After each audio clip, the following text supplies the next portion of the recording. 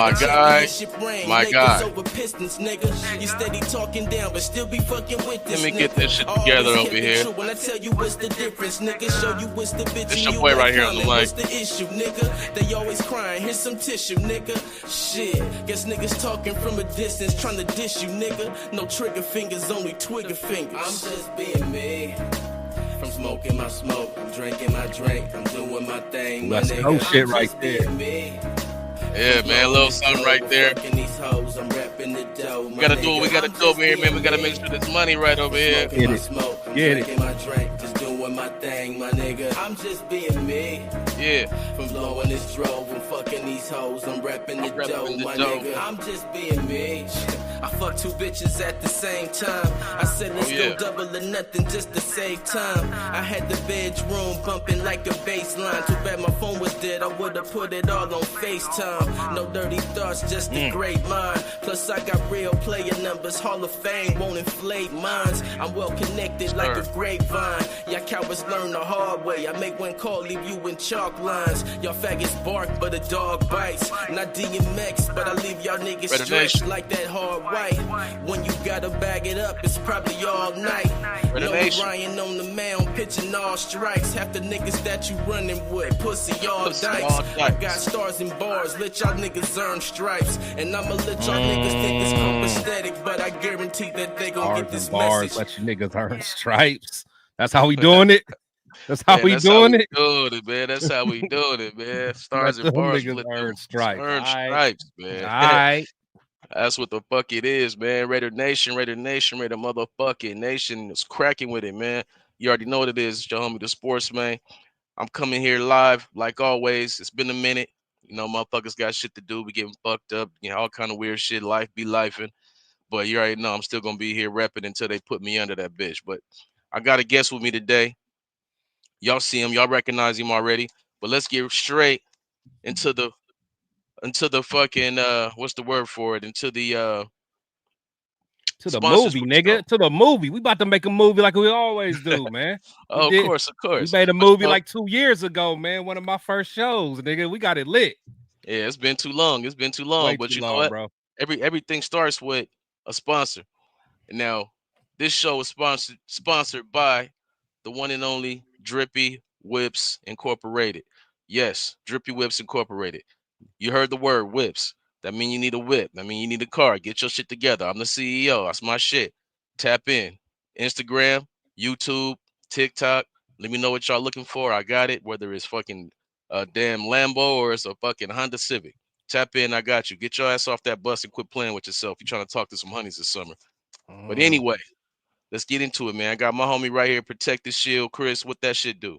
Man, hey, I'm glad to be here with my dog, man. It's that time of year, you know, got some Raider content to make, some Raider stuff to talk about, man. So, you know, first of all, salute to you and everything you doing on social media, man. You putting in that pain, man. So just proud of you, just seeing you grow. You know, I'm doing your thing, man. So I'm glad to be here, bro. Appreciate you, my bro. Appreciate you. You already know shit. I've been following y'all lead, man. I just jumped on that fucking TikTok thing one day, and then you know what I mean. I was like, okay, I got this moving. Bro. I need to.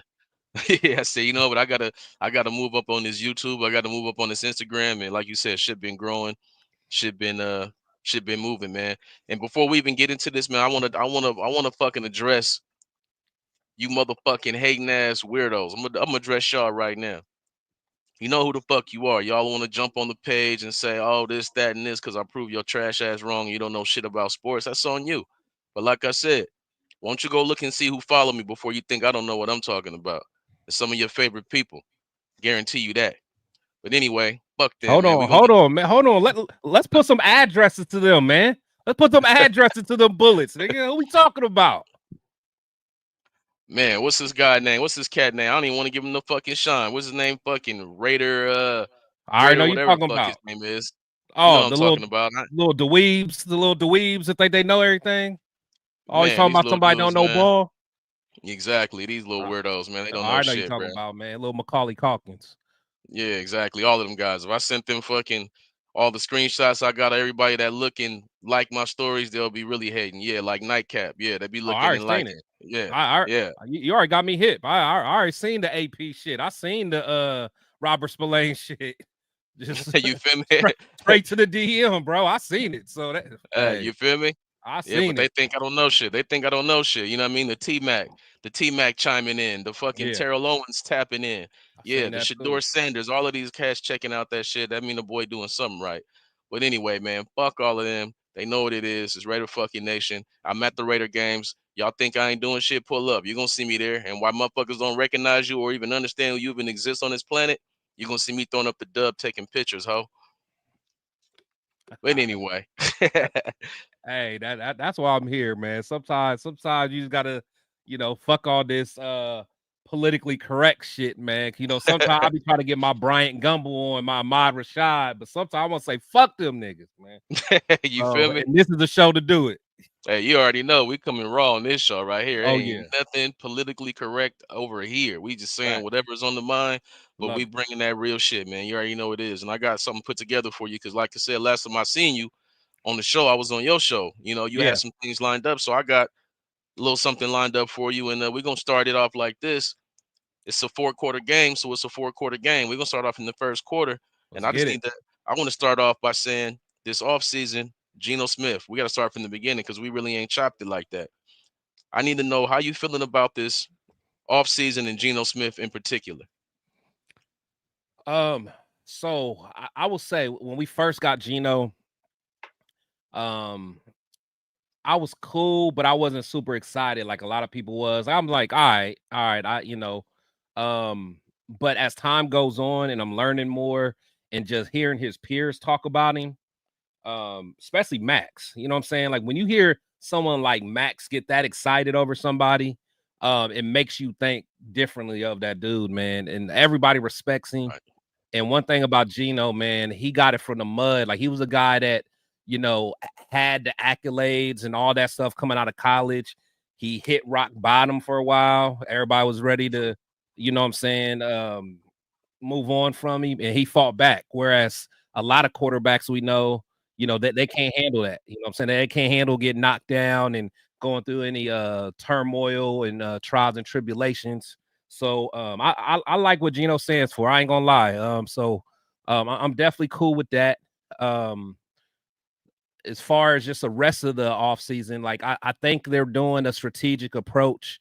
They're being pretty smart with their money. I think besides the Alex Kappa joint, I think they've been real good with their money. And I feel like they got a plan. They got a real plan, and Right. they're in long term. And I like it, man. And I fuck with AP so much, and I felt like he had a plan too. I just don't think they gave him an opportunity.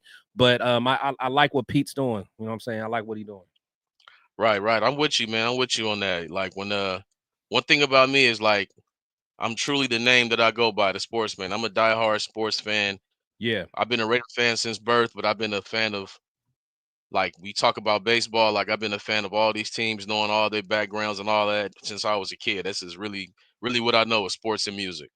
And I've been following Geno Smith when he was in West Virginia. I liked him at Yeah. West Virginia with Tavon He was Austin. I nice. liked him there. He was Yeah, nice. and I was, I had high expectations for him, same way that the team that drafted him did. But things just didn't work out for whatever reason. Fell on his face, whatever it might have been. So he turned into a quarterback. He turned into a quarterback. I ain't gonna say that I disliked, but he turned into a quarterback that I was just like not really happy with. Like same way I wasn't happy with handoff Jimmy. Unfortunately he fell into that category for me at one He point. did. He did. So when the rumors is coming out that the Raiders might be trying to get Geno Smith, I ain't gonna lie to you. I said no, don't do this to me again. This is my fucking nightmare. And then Right. what happened? We ended up getting him, right? But I had to take a step back because in 2022 he came out balling, and I gave him his flowers then. I said, "Who the fuck is this guy? Right. Yeah, you know what I mean? Who the fuck is this?" And he was doing his shit. You know what I mean? He ain't really held that same production since then, but I know it's there. You know what I mean? I know Oh it's yeah. there. And once you put the silver and black on, I gotta support you. And I don't and he better than the guys that we've had. You know what I mean? Oh So yeah. it's Yeah. it's not doom and gloom. It's not like you said, I'm not super hype about it, but it's not doom and gloom for me. You know what I mean? But Yeah. when you talk I got one thing to say about Max. One thing about Max Crosby is he's the ultimate teammate. And Right. Max, I fuck with I fuck with you, Max, but I got to tell the truth. Now, whatever Max says about teammates, I got to take it with a grain of salt, specifically when he's talking about quarterbacks. Uh-oh. Because we all Uh-oh. remember, Uh-oh. like, yeah, Jimmy's a dog and all this. We all know he was a poodle. You know what I mean? Like, but he's gonna always uplift his guys and always Yeah. say the correct thing. So anything he says about a quarterback, I take it with a grain of salt. Unless it's some guys that we know that's actually good or whatever, right? But tell me how you felt about free agency. How you feel about that? Because when free agency hit, bruh, when free agency hit, I had high expectations. I got to put this in Yeah. context. I had high expectations because they said, "Hey, Raider Nation, fuck all that bullshit. We here to We're win trying to win now, now. baby. Yeah. We ain't Yeah. 3 years, 4 years." They was almost like how Dwayne Wade and LeBron and the Bosch came out like not one, not two, not three. Yeah. It was like Yeah. it was like we want to win right now. So when free agency hit for me, yeah. Nah, I was peeping your content, man, and one thing about you, I'll be laughing about, man, because you remind me of my dog Rundown, man. Salute to Rundown. But y'all boys, y'all love them names. Y'all love them names, bro. So any name out there, you want it, and when we ain't get them, I just saw that one by one. You'd make a video. You was pissed. You was pissed, man. So, but my thing is, I'm with you. I'm with you because they was saying that. You know what I'm saying? They appeared like, hey, they trying to win now. But my thing is, I just knew it couldn't happen because we were too far. We're too far going to win now, and you can't really win now in the free agent. See, you know what I'm saying? Because it's too much of a risk. It costs too much. right. Like someone like the Eagles, like they were able to kind of, put that extra sauce and get over the hump in free agency because they only needed a couple more pieces. But dog, right. we ain't have a quarterback one, we ain't have a running back one, we ain't have a wide receiver one. We had a shaky offensive line, a lot of dudes hurt on defense. So I knew realistically if Spytek was kind of like a strategic person, man, and kind of thought of the long play, I knew he wasn't gonna go crazy in the free agency because all it would take was one or two bad investments like Kwiatkowski and Corey Littleton. It's a wrap for the, you know what I'm saying? So but I feel you, you know what I'm saying? It wasn't exciting, but I like Devin White. I still think he got some good ball left. I like Roberts, just what I've seen from Roberts. I think he can have a Spillane type impact. He's well coached. He played under some good coaches. Whether it was in, I think it was in Tennessee, then he played in where else did he go? New England Patriots, and then in Miami. So he played under some good defensive coaches. He played with some good linebackers.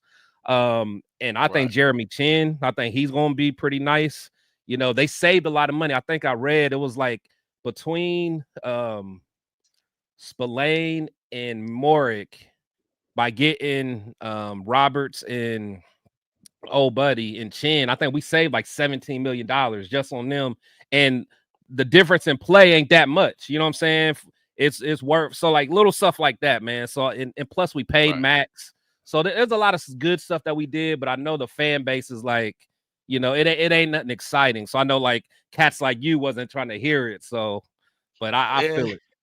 Well, you know me, I mean, because it's not that I'm like excited for names. It's just that this particular free agency, because like I got guys that push back all the time, and they say you want to buy names. I'm like, bruh, stop thinking about the old Raiders when we got motherfuckers who was 38. That's when we was buying names. This season, this off season, it was guys who were 26, 24, 27, 23, and I'm like, this ain't buying names though. But that's a bag because they ain't a prime. Man, but sometimes you got to pay somebody. You know what I mean? Like we came in, like you can't get a Max Crosby trying to save money, right? Like you won't impact players, they cost. That don't mean you got to get every single impact player, but you can pick and choose what you do. And it's the way that they package it up and they sold it to us. You know what I mean? Like I'm gonna hold you to what you say. You know what I mean? I feel that. And I know how bad our offensive line was struggling last year. And then I see teams like Chicago. Yeah, the they got motherfuckers, busy. man, they went, got bruh. busy. That's what I'm saying. If you hit free agency smart, look at Washington the year before that. They had the number 2 pick and ended up deep in the playoffs. If you hit free agency smart, you can do things. And that's when I had to sit back and realize, because everyone was saying the Brady effect, the Tom's gonna make everyone want to come. And Yeah. every person Tom sat down with said, Makes fuck you, Tom. Yeah. Every Yeah. single one, bro. So, Yeah. I'm like, and I had to look back. I said, you know what? In reality, Tom's a fucking rookie. He ain't playing quarterback. Right. Spytek's a fucking rookie. You was an assistant pimp in Tampa Bay. These guys don't know what the fuck they doing yet, and they learning on the fly. So when I seen certain players come off the board that I know could have helped us, like it was some guards that was like 25 years old, Yeah. and I seen them get signed to teams. There wasn't amazing contracts, and we had the second most cap space. There was no reason for me to approach free agency like we were a strap team, a cap strap team, and that's how they approached it. And I felt like the majority of guys we brought in free agency, besides a Jeremy Chin, uh, besides Jeremy Chin, they were all guys that you could have got training camp cuts. When you look at it, Eric Stokes, no one was gonna go chase him down. Like I don't have the whole list right here for me, but almost every single guy we got, we could have got after training camp. And I'm like, bro, why would you use these free agency money on training camp cut guys? Because none of them were proven players. Raheem Mostert, fresh off injury. Everyone we got was fresh off of injury, and let's hope and pray that they're good now. And Yeah. that didn't sit, you know what I mean? That didn't sit well with me when we had guys who were sitting there like J.K. Dobbins just signed right now. He got hurt last year, but he ran for damn near 1,000 yards in 12 games. He had about 140 yards on us. You talk about a 1-2 punch with Genty. Oh my gosh! Like we gotta compare our team to the teams that we're playing, not to ourselves. Like if we just compare Geno to Minshew, oh yeah, of course. Oh But we yeah, got to compare, the bar low. The you know, bar is low. yeah, Yeah. it's very low. We got to compare Yeah. it to the contemporaries. So that's why I'm like, I wasn't excited about free agency. I felt like Swite got his ass whooped when it came to getting impact players, because you have to have impact guys, not just guys. So that's why I was the way I was with free agency. I was really pissed off about it because Stokes was cool. He played last year because of some injury, and Yeah. but he was fresh off an injury before that. So Yeah. I didn't like a lot of moves. I wasn't crazy about the moves. And then, that brings me to the NFL draft. Now, I was looking forward to the draft after that because everyone was like, we're going to fill the holes in the draft. And I'm like, bro, you don't realize this is a draft. That means you can't get everyone you want. This is an opportunity Right. to actually get who you want right now. Make the call and get them right now. Right. So it brings me to the draft. What's your feelings on this draft that we had? I'm gonna keep it real, man. Because one thing about me, you know what I'm saying, I have my takes and I stand on it. So I like Genty. I do. I did going into the draft, I didn't want to get a running back that early. I really didn't, just because I think, you know what I'm saying, it was a deep draft, you know what I'm saying? Cats like Junkins and Henderson and you know, like I knew they was gonna be there in the second round. I just knew it. So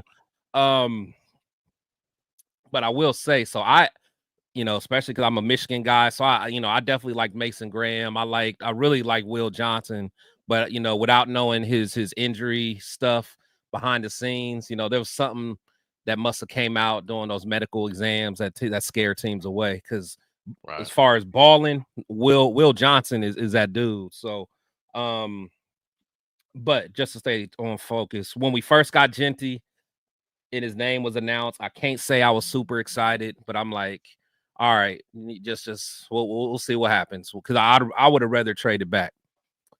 Second round, when we got Jack Bech, man, I was pissed, bro. I was pissed. Okay. I ain't gonna lie, because we did need a receiver. Everybody knew we needed a receiver, but what type of receiver did we need, man? We already got, we got Jacoby. You know what I'm saying? We got Brock Bowers in the middle. So we got guys that can kind of work that intermediate game. But my thing is, we always needed someone that could stretch the field. And I'm like, Jack Bech ain't gonna stretch no damn field. So when we get a wide receiver, why are we getting him? So I was kind of pissed off, man. So and I think and then I think from there, who we get in the third? We got the two offensive linemen. So at the time, Rodgers, I didn't really know too much about him. but I was like, we need a guard. So I was like, all right. And then that next pick was Charles Grant. I'm shout out to my boy Severe. We always debate on him. I'm not. I mean, Charles Grant gonna have to prove it to me. I know he got some of the measurables and stuff like that, but for someone that played for Williams and Mary, when you really look at his tape, like he's not dominating like he should. Playing against that type of that kind of talent, right? Yeah, like what I'm saying. Like if someone's there, like I want you to be a man amongst boys, and I didn't see that. Like I saw a guy that could probably develop into something, but I didn't see like that dog. So I was so I think after day 2, I was kind of pissed, man. So day 1, I was like, I could deal with it, but day 2, I'm like, wait, no, hold on, no, I'm tripping. We got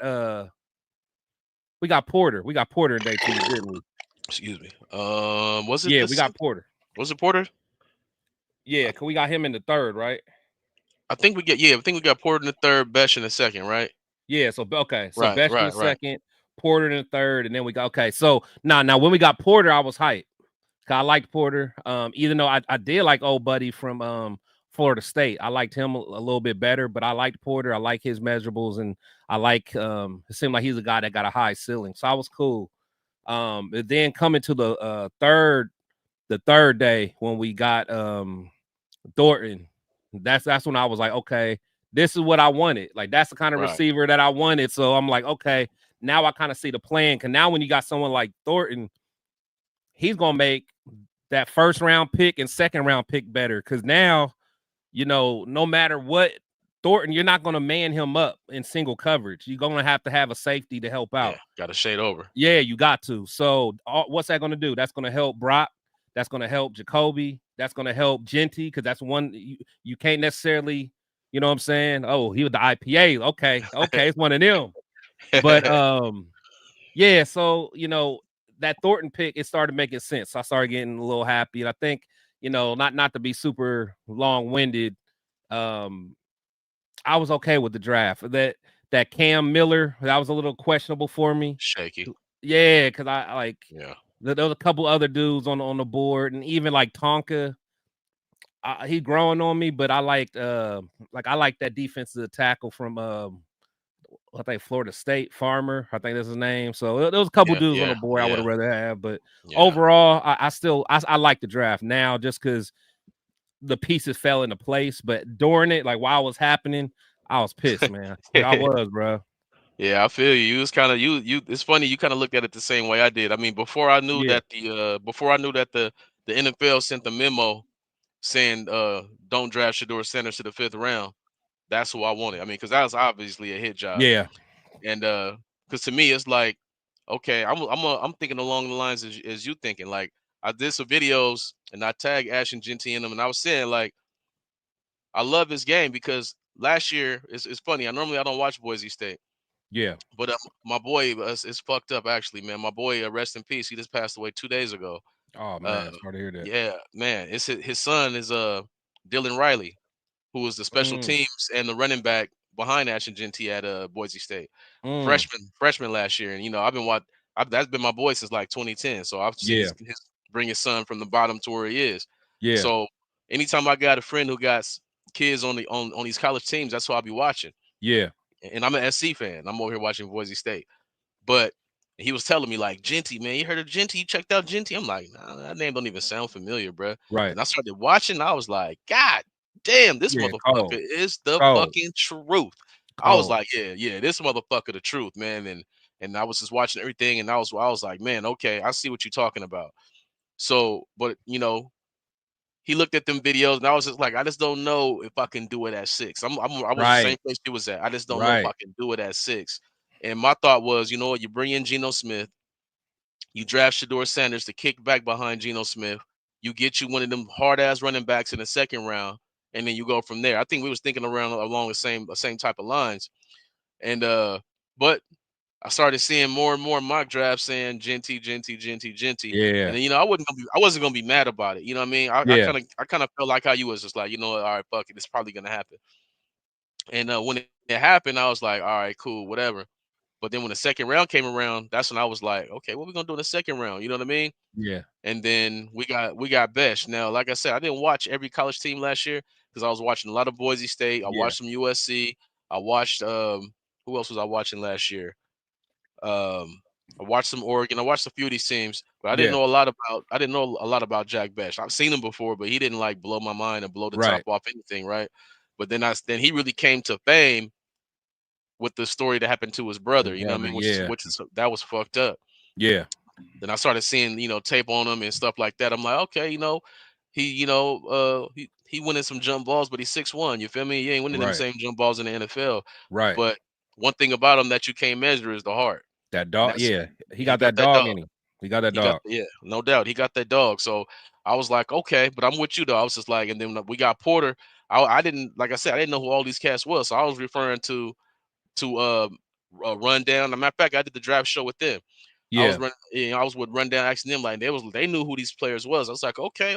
So I had to do my Yeah. own little study on them and shit. And then overall, I ended up liking the first. I didn't love the second round pick at first. Third round pick was a good one. Fourth round pick was a good one. I was getting pissed off when we kept trading back. I'm like, bro, why are we Yeah. passing up the best linebacker right here? Why are we Yeah. They doing all was these there. things? They was Yeah, there. why are we doing all these things when we just now let Robert Spillane go for petty cash, who was is a player that you keep on your franchise? Like we was just making a lot of mistakes that I didn't like. But by the end of the draft, I wasn't pissed off. But I didn't love the late picks. But I didn't love the draft at first. But I'm good with the first. I think the first four guys I'm cool with. I'm cool with the Genty. I'm cool with the Besh. I'm cool with the Porter, and I'm cool with Thornton Jr. Yeah. Then I Yeah. think Thornton Jr. is actually going to end up being the number one receiver because when you look at the way that that what's his name Jacoby Myers plays, Yeah. him and Besh is like the same player. I think that's really Exactly. what you was thinking. These are Exactly. possession guys, good number twos, Yeah. possession guys. Now I look at Thornton. He can be the game changer guy because the number one receiver is not Jacoby Myers. I like Jacoby Myers, but the Yeah. number one Yeah. receiver is Malik Neighbors. Is Yeah. motherfucking Jamar Chase. These guys are game breakers and game changers. That's the number one receiver. A number two is a real good solid possession guy, and that's what I thought that we had got with Besh and with Jacoby Myers. But I didn't get that upset about it, man. But who was your favorite pick out of the draft? What ended up being your favorite pick? I was probably most excited about Thornton, to be honest, just because again, I knew his skill set was going to help everyone else. And again, like, yeah, he could be a number one. I mean, but our true number one is Bowers. The offense gonna run through Bowers, but like what he can bring to the table, like he don't gotta get a whole bunch of catches. You know what I'm saying? If early in the game you just go deep to him, just to let that defensive coordinator know you better be on your shit. Right. You know what I'm saying? Just the threat of it. You better keep that safety. You better shade over.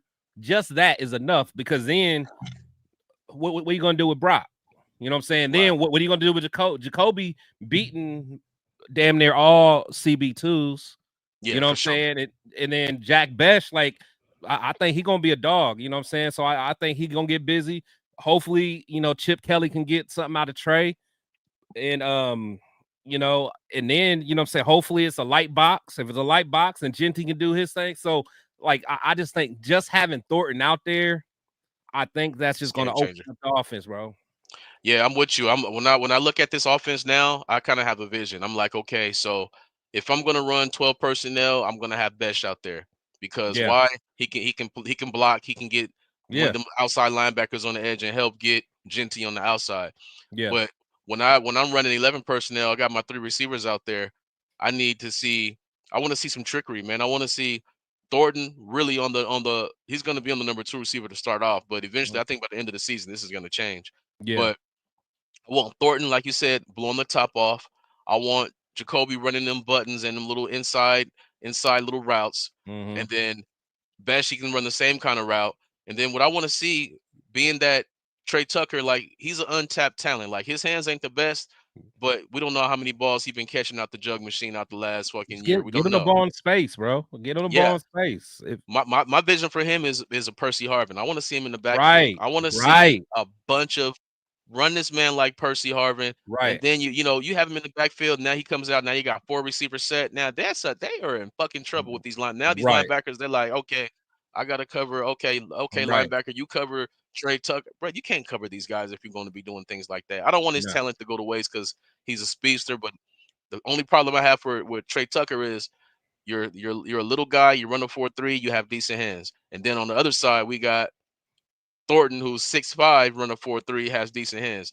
He's gonna get you out of here. He's gonna get you out of here unless they can find a way, like I said, to Percy Harvin them up. Find a way we can get his ball on the hand. those His bubble hands on the ball. screens and all that. Yeah, just get on the ball in the Yeah, rounds. yeah, yeah. Exactly. Yeah, I think we we a lot on the same page a lot this season, bro. Yeah, it was that first year was rough, man, because I was giving Jimmy G the chance, and I was trying to give McDaniels a chance too, man. So we started off on a bad note. Yeah, it's just that my thing with Jimmy G, I was because I was liking the 49ers just because the way that they run their team, the way they run things, the way they run the Yeah, organization. And when I seen them beat the Green Bay Packers, Aaron Rodgers, and this motherfucker threw 7 passes, I you saw all you need to see. I knew exactly what he was, and that made me lose it. And I'm like, are you fucking kidding me, bro? Are you fucking kidding me? This is what we're gonna do.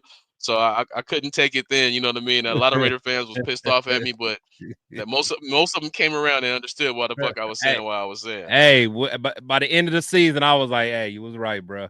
You was right. Yeah, and it was just really disappointing, man. It was really disappointing, but I wasn't as disappointed because I seen this shit coming. You Yeah, know what I mean? So we look at those. So who is your who did you say your favorite pick was? Thornton. Yeah, Thornton. Thornton. I'm with you, bro. Yeah, Besides Genty, I think Thornton's my favorite pick too. yeah. Now, I said we're on the same line already right here too. I'm like, who's your day one starter? Off them Where at? rookies. I'm with you. I'm Thornton, bro. Besides Genty's, that's the obvious pick. That's Oh yeah, obvious. not. I think I definitely think Genty a day one, and I think that I mean, to be honest, I think when we're in 3 wide receiver sets, I think Best gonna be starting. I think honestly, I think Porter's gonna start. Because I mean, I know a lot of people trying to act like Stokes is gonna start. JB gonna get his spot. So I think that honestly, I think we got about at least 3 to 4 starters on this squad, man. I mean, on this draft, I think, and that's a good draft. Yeah. Yeah, it is. I mean, it's either a good draft or you have really bad players, right? Right. So I look at it from both ways, but I'm looking like, okay, because Stokes he hasn't been a starter, bro. Like you can't be this fucking No. hoping and praying and wishing. I hate that shit. But Porter, I think he might be able to work his way into the slot. I think he might be able to play on the outside. You know what I mean? He too tall. He too big to be in the slot. I think. he got Yeah. some size. Yeah, no, you're right. I Yeah. throw him on the he's good enough to play on the outside. I'm not sure he's gonna play day one. Depends on really Yeah. what's gonna be happening. Yeah, because like I said, and salute to my boy Severe in the chat, man. But yeah, Jacorian, that's always been my dude, man. There's cats be trying to hate on Jacorian just because he stay hurt, but I like his game. You know what I'm saying? I like JB's game, and I think he'll still be our guy. And the thing is, if Porter can become that dude, we got us 2 young, corners that run 4.3s. That's gonna be a problem, man. And then you still got Max, and hopefully Kuntz can stay healthy. Like that. Yeah. That's a success of getting a defense that can really get after it, man. When you got some guys that can really run. So we'll see. And I mean, Stokes can run too. I think Stokes might be a 4.3 guy too. So yeah, he can run. Yeah, and then Jeremy Chin fast, and we got some speed out there, man. Yeah, we shouldn't give. I mean, only time we're gonna get Burns when it's blown assignments. They're not gonna just be running by us. You know what I mean? No. Now another thing that got worked on a lot that I don't think was as bad as people thought it was. It was just you had people out of position and a lot of weird shit going on because Exactly, because AP was letting coaches coach. He's like, you the O-line coach, go coach. You're the fucking offensive coordinator, go do your job. Yeah. So when I look at the offensive line, when you look at the PFF, you look at Meredith. When Meredith was in there, He this did work. motherfucker he did real good. Yeah, he did wasn't work. getting up a lot of pressures. He wasn't doing a lot of that. And you already know JPJ, bro. It's nothing. It's not a whole lot to talk about. They started this motherfucker off at guard. I was hot about that shit. Started him off at guard. And even though he played guard and center last season, he only gave up 2 sacks the whole year, and he played every game. So, I mean, that lets you know something right there. But it was just the Parhams. It was questions there. Now, like you said, we bring in the Alex Kappa. We drafted a couple guys. You know what I mean? I'm really not sure who's going to solidify what, who's going to do what. But what's your overall thoughts on the O-line right now as constructed? I think what's going to be the big X factor is how well they do in the new system. One thing that we see, with the Raiders, it seems like we never can run zone scheme properly. And you kind of look at, I think, Chip's going to run a lot of zones. So, guys like Colton Miller should succeed, because he's more of a zone guy because he can move, he's athletic. But if Colton can be, a solid, above average to good, get back to that, I think I'll feel good there at left tackle, because who they gonna have a left tackle, Meredith, or he gonna be right? Left guard. He's gonna left or right? I think he's left guard. Yeah, I think he's left. And I think they're gonna probably put Kappa at right guard. Okay. Yeah, so I'm cool with Meredith. Like you said, I think a lot of people sleep on Meredith. Me, a shout out to my boys, Real Talk Raider Nation in the building. But we do that the breakdown, the film breakdown every Tuesdays, man, and Meredith continued to do his thing. Meredith always popped out. So I'm good there. I'm good with JPJ. Like JPJ, like that year when we drafted him, like I told everybody, like if we didn't stay at 13 and we decided like to trade back, I would have got JPJ in the first round, because that's how much I liked him just going into the draft. So the fact that we was able to get Bowers and JPJ, so I always like JPJ. And then right guard Kappa, that's where it's like, I just don't know. Yeah, I don't know which one we gonna get. I don't know which one we gonna get. So toss up. Yeah, so that's a toss up. But what I tell you, I don't want Parham though. I don't want Parham to be started. I'd rather the young bull start. Rogers or somebody. And then right tackle, I think Glaze, what I'm saying? I think Glaze is going to continue to develop. So so that's so I'm okay with it. It's all about how well they can take this system and go to the next level, man. So it's a lot of question marks. Yeah, I'm with you. I think DJ Glaze was a pleasant surprise. Yeah, he was. Was he great? No, but he didn't know what the fuck he was even doing. He was out there before he was supposed to be out there, the whole nine. So I look at it, put it in context, and he was thrown out there in the fire, and he did pretty good, man. He did pretty good. He got beat sometimes, but he did pretty good overall. And then when he had JPJ at center, he came in this season as a 17th ranked center, but he didn't. That's not even the full body of work. You know what I mean? So I think by the end of this season, he'll be a top 10, top 11 center, depending on how this offensive line comes together. And then when I look at Colton Miller, when we drafted Colton Miller, I was pissed because I wanted Trevon Edmunds. It was a couple guys I wanted. I was real fucking mad. That year. Yeah, I was. You know what I'm talking about? I was pissed. I was pissed because I'm like, how the fuck we getting a guy who's not even fucking all Pac-12? All Pac-10 at the time. I was just mad. And he started off shaky anyway too, so it was just all bad, man. It was all bad. It was all bad. But when I watch him over his career, he's always been pretty good. His only problem is when he goes against the dogs. Like if he goes against a Bosa, any Bosa, any Bosa. Yeah, he's getting worked. The worked. I mean, worked to the T. I mean, I don't expect you to beat these guys every time, but fuck, bro. Game on the line, you getting pushed them. Yeah, you getting pushed right into Derek Carr with the game on the line. Like, bro, come on, man. Like, he lost that game at San Francisco. The one in San Francisco when we was in overtime. That one that Stiddy started. We lost because Colton got killed. He got killed by Bosa, bro. That's his problem, man. That's his Yeah, problem. That's why people tell me all the time, he's a top this tight end. I'm like, bro, he's bro, I never don't made want a to hear Pro it. Bowl. Yeah, he's never Yeah, made I a don't want Pro to hear Bowl, it. and he's not elite against the elite. You don't have to be dominant against the elite, but you at Hold least your got to own. be good. Yeah, Hold your exactly. He wasn't own. holding his own at all, man. But when you see him against every other any other edge rusher, He he's do. pretty good. He do. Yeah, he do well enough. He do his thing. So it's like as long as we don't play the top dogs every game, we should be okay.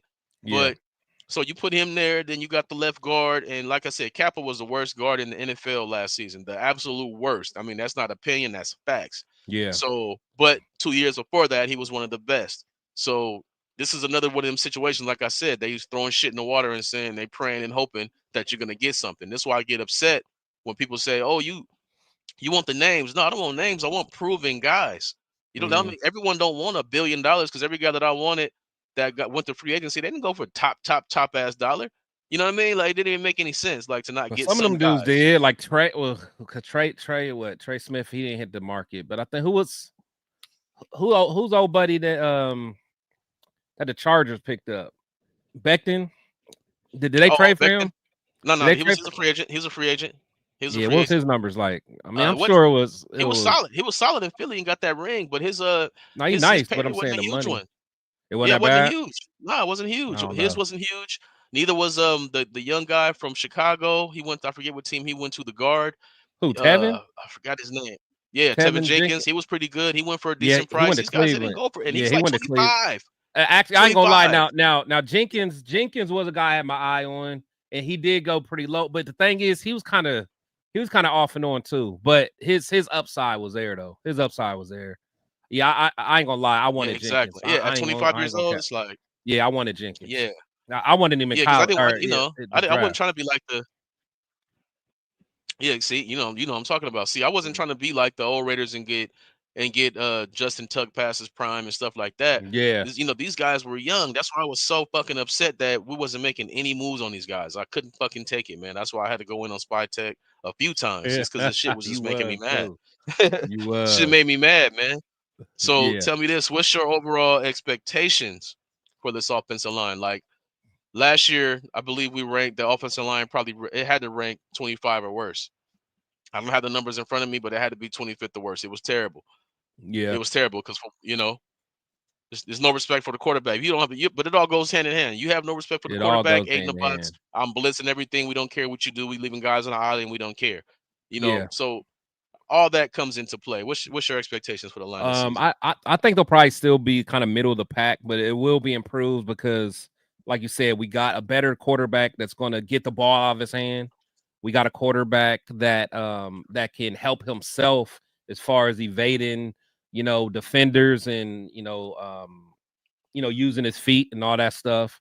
And plus, I think just with having Genty back there, now all of a sudden our play action is something where the linebackers really going to have to respect it. Matters. You know what I'm saying? So that it's going to help everybody, especially the offensive line. So, I think that, it'll be less sacks.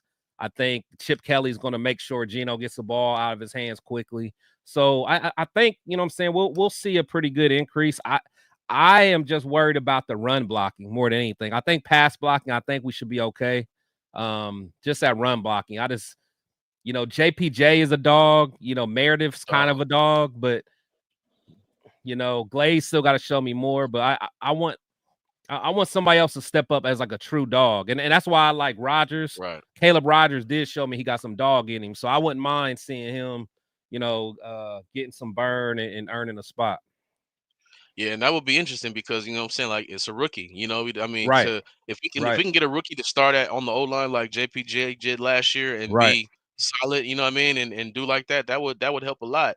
And people got to remember too, even when our offensive line wasn't the best, when you got a running back like Josh Jacobs, this is why he was so underappreciated. And I got so fucking mad at people when they just thought that we can just throw him away and move on. Bro, it's because you already know he quietly made the first 1 or 2 guys miss at the line of scrimmage because guys was getting beat at the snap, and he was able to say, "Excuse me," stiff arm. He was able to do these things. And Genty, he can do a lot of those things. He got a lot of that. He has the jump cut. He's got the low center of gravity where the first guy most likely not going to take him down. He has a lot of those things. So that's going to help the offensive line. We need a running back that's going to help the O-line. And I think Genty's definitely going to do that. So that's definitely going to help for sure.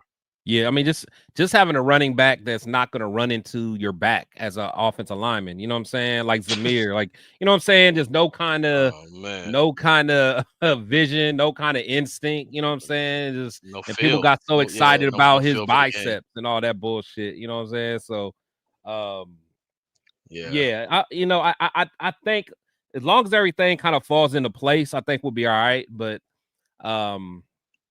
it just had, you know, things have to fall in place. Like I said, that offensive line is going to have to pick up Chip's system. Chip's system is not easy.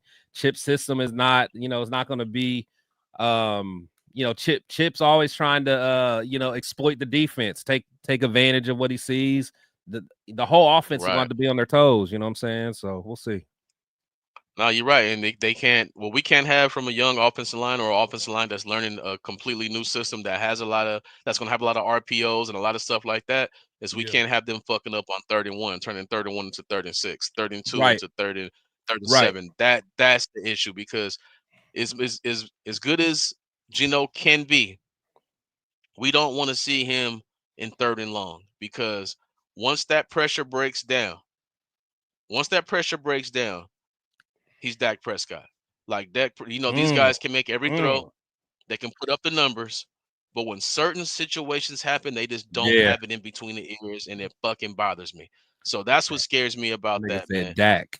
You said Dak. Yeah, I mean, but work. Hey, man, they're similar to me. I mean, Dak is still a better quarterback, but when it comes to certain situations, they do the same type of shit. You know what I mean? That's what scares me about that. And shit, we're gonna take a quick little halftime here, break real quick. I'm finna say I'm almost done right here. You need to grab you a little drink or something, hit the bathroom, anything like that? I'm good, man. I'm good. You know what I'm saying? Okay, let's check out some of these messages right here. Salute to my boy Real Talk Raider Nation, man. That's my dog in the building. See, now you saying that, now he's talking about Meredith and who did he say was at the left tackle? Parham. Left guard. Yeah, Meredith and Parham. That's scary. Yeah, those two, it shouldn't be a competition. I mean, but you want to create competition and can, but you already know who should win that right there. But you know, like Parham, he should be on the practice squad or just chilling as a deep guard that, you know, you bring in case 2 motherfuckers get hurt. I mean, because last year, bro, he gave up so many fucking pressures, man. These guys ain't have no fucking chance, man. But let me fucking crack my other little brewski real quick. Yeah, nah, do what you gotta do. Salute to everybody in the chat, man. I see some of my people in the building, man. Got the IPA. I appreciate all y'all tapping in, man. See, you about to have me crack open, man. Y'all got to get it in. Yeah. Hey, man, as you should, man. You already know, man. It's a celebration. Salute to my boy, man. Hey, Severe.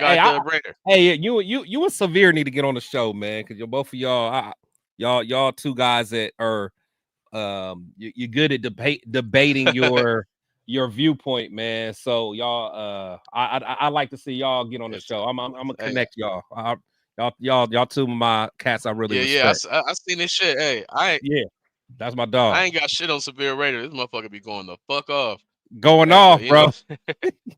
Going off. That's what's up. Hey, you know what? I like to see the passion in motherfuckers. End of the day, man, we just been Raider fans for a long time, bro. Oh yeah. Salute to Dub Raider too. That's my guy. That's my boy right there. And salute to everybody in the chat, man. Appreciate y'all coming through and kicking it with us.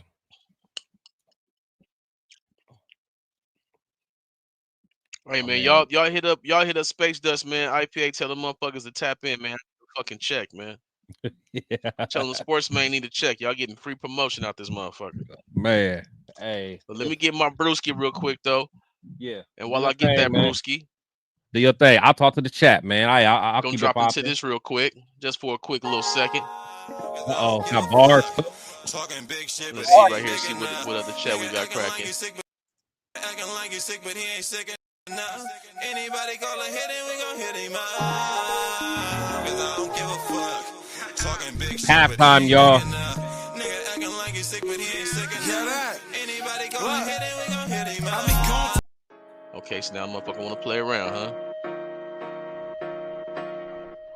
I'm just being me. From smoking my smoke, I'm drinking my drink, I'm doing my thing, my nigga. I'm just being me. From blowing this dro, we're fucking these hoes, I'm repping the dough, my nigga. I'm just being me. What up, everybody in the building? What's happening? Drinking my drink, just doing my thing, my nigga. I'm just being halftime. me. My boy, the sports man. The bars. I roll around with a revolver. I keep that Raider Nation, man. Trigger happy nigga, but I must conceal this weapon. Got a mini camp is over. What y'all think, man? Let us know what y'all think. Ready, bicep muscle with no flexing. Got boy, real talk. He said Hurt Thayer Mumford moved to guard. Cold world, you gotta die to learn your lesson. Damn, y'all niggas better get your minds right before you find yourself left out here searching for the limelight. When the time's right, pushing start in the ignition, nigga. A championship ring, Lakers over Pistons, nigga. You steady talking down, but still be fucking with this nigga. I always kept it true when I tell you what's the difference, nigga. Show you what's the bitch and you like comment. What's the issue, nigga? They always crying, here's some tissue, nigga. Shit, guess niggas talking from a distance, trying to dish you, nigga. No trigger fingers, only twigger fingers. I'm just being me. From smoking my smoke, I'm drinking my drink, I'm doing my thing, my nigga. I'm just being me. From blowing this dro, we're fucking these hoes, I'm repping the dough, my nigga. I'm just being me. From smoking my smoke, I'm drinking my drink, just doing hit the like button, y'all. Hit the like button. I'm just being me. From blowing this share with your mama now. These hoes, I'm repping the dough, my nigga. I'm just being me. I fuck two bitches at the same time. I said let's go double or nothing just to save time. I had the bedroom bumping like a bass line. Too bad my phone was dead, I would've put it all on FaceTime. No dirty thoughts, just a great mind. Plus I got real player numbers, Hall of Fame won't inflate minds. I'm well connected like a grapevine. Y'all cowards learn the hard way. I make one call, leave you in chalk lines. Y'all faggots. Whoo! Bars. What y'all know about that, man? I was trying to play this other shit. Your boy been slacking, man. Since the sports shit been jumping off, I've been slacking on this, man. But if y'all, any of y'all there want to check out any of the music I got some videos, man, right here on YouTube, man. It's my artist name is Schizophrenic, SKITZOFRANICC. I got some appreciate you, my guy. I got some videos up there. I got something with my guy Cynic Santana from Orange County. I got some music with my guys from Banked Up over there in Northern Cali. I got a bunch of solo shit. Boy, been doing this shit for a minute, man. But yeah, tap in, fuck with your boy, man. Appreciate everybody checking in. Hit that like button, hit that subscribe button if you ain't subscribed. Like, salute to my boy Cheeto Linus in the building, my TRS brethren. What's happening? What that do? What that shit do, man? You already know. What the fuck I'm just being me. Tell them, man. That's what we over here doing, man. That's it, man. So let's get to the motherfucking third motherfucking quarter, man. Third quarter. Let's get it. Let's get it. Now, I need to know, what's your thoughts on this Patrick Graham defense that's going to integrate with the mind of Pete Carroll? Because, you know, he wasn't the defensive coordinator. It was Ken Norton in Seattle. And I'm trying to figure out whose defense was it, right? Like, whose defense was it? So let's just say Pete Carroll had a lot of influence on that defense. And now we got Patrick Graham, who has his own scheme, his own thoughts, his own mind. How do you think these two defenses, these two minds integrate right here for this defense? I think that Pete's still gonna let Patrick run the show as far as the defense goes. But you know, I think that Pete is still gonna, you know, he's still gonna oversee everything as a head coach. He's naturally gonna gravitate on that side of the ball. So, you know, I do think they're gonna partner together, but I don't think he's gonna you know, because like a lot of people are thinking, oh, you know, Pete Carroll likes the long corners and all that, so he's gonna make Patrick Graham play, you know, or whatever. Like I still think he's gonna let Graham do his thing. But I think Graham, right, you know, he's been around a lot of great coaches. Like even last year, you know, he had, you know, he had Marvin Lewis in the building, you know, still had Rob Ryan in the building. So he still is, you know, had some good minds around him. Guys. And I think it's just going to be a good melting pot. You know, I still think, you know, Patrick Graham is still going to be the main one. And I think he's going to be able to do some of the more exotic things that he's kind of known to do. You know, I think he's had to keep it kind of basic over the years. Because last year I think we was going to show out, but you know, Kuntz got hurt, you know, and little stuff like that. So it kind of messed up the whole plan. But I think now we kind of doing the Wilkins thing. But I think if everybody could stay healthy, I think Patrick Graham gonna cook up some stuff, man. Yeah, I'm with you, man, because you know what? Like, I was up and down on Patrick Graham because in 2022, I wanted his head because we had everyone healthy. Yeah. He had everyone that he wanted, you know what I mean? And we had a top 10 offense, and they didn't do nothing but give up double-digit leads in the second half over and over and over and over. I wanted him fucking out of here. Now, when we move on to 2023, we were terrible the first half, but the second half of 2023 with trash ass Jimmy and then Aiden O'Connell took over and all this other stuff was going on.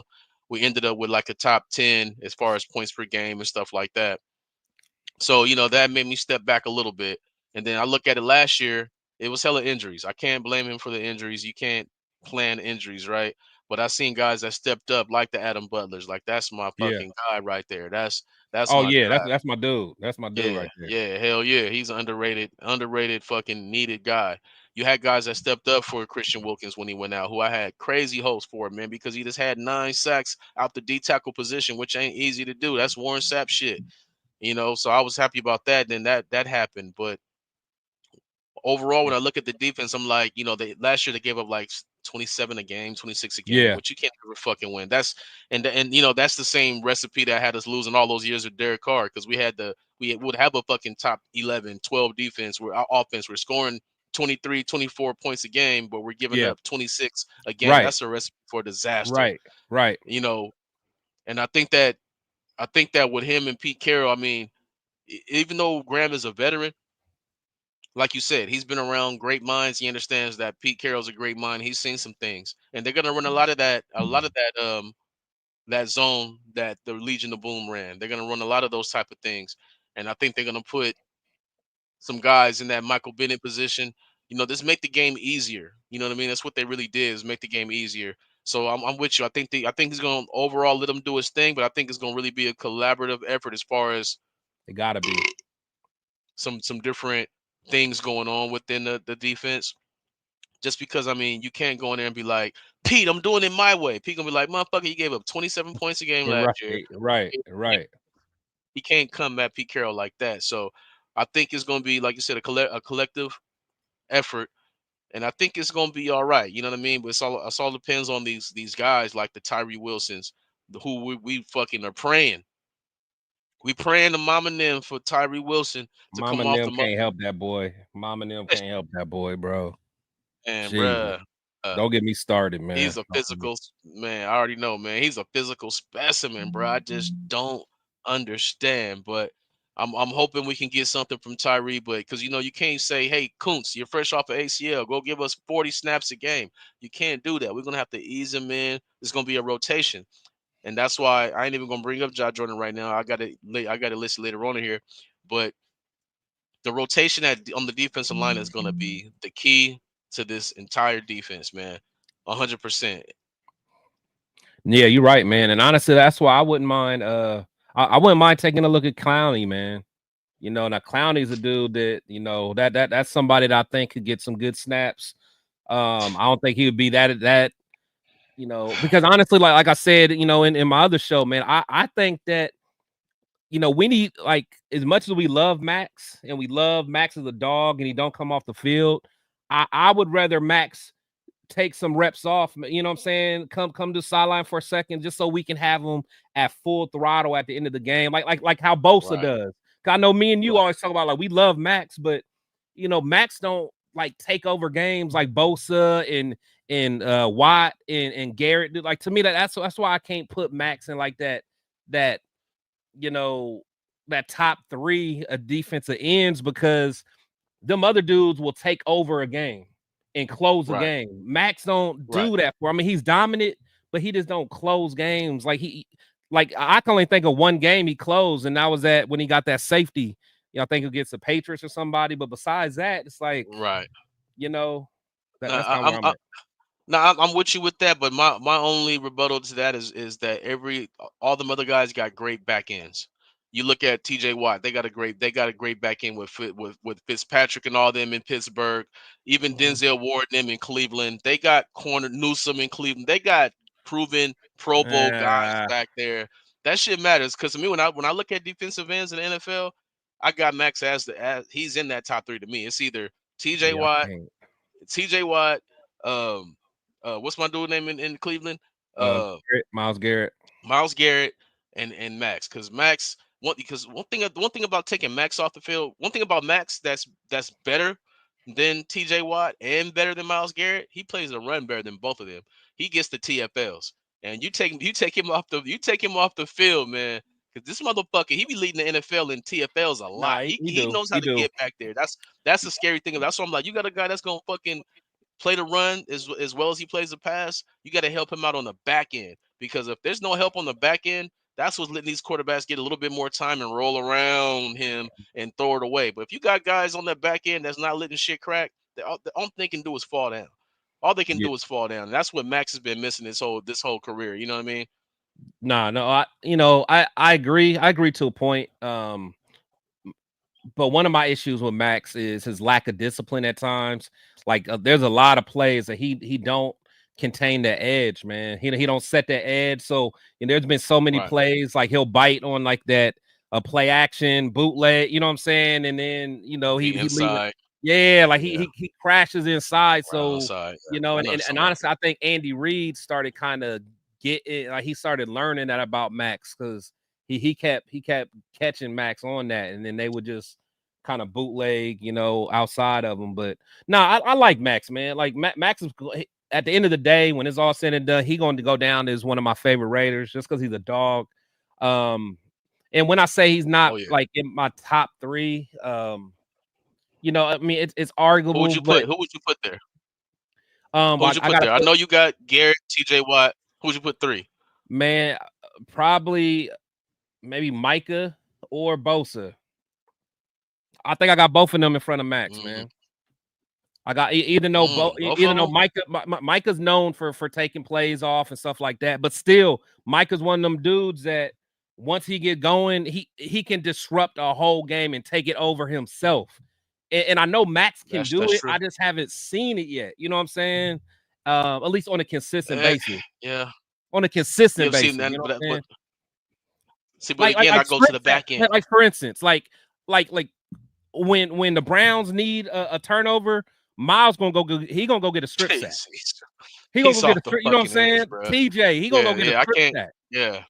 Yeah, I can't put Max one. Yeah, I can't put Max over Garrett, but that's why I always have him in that top three, just because he it's something special about Myles Garrett. This big motherfucking he's special. Different, man. He's special, he's real special, and Micah Parsons too.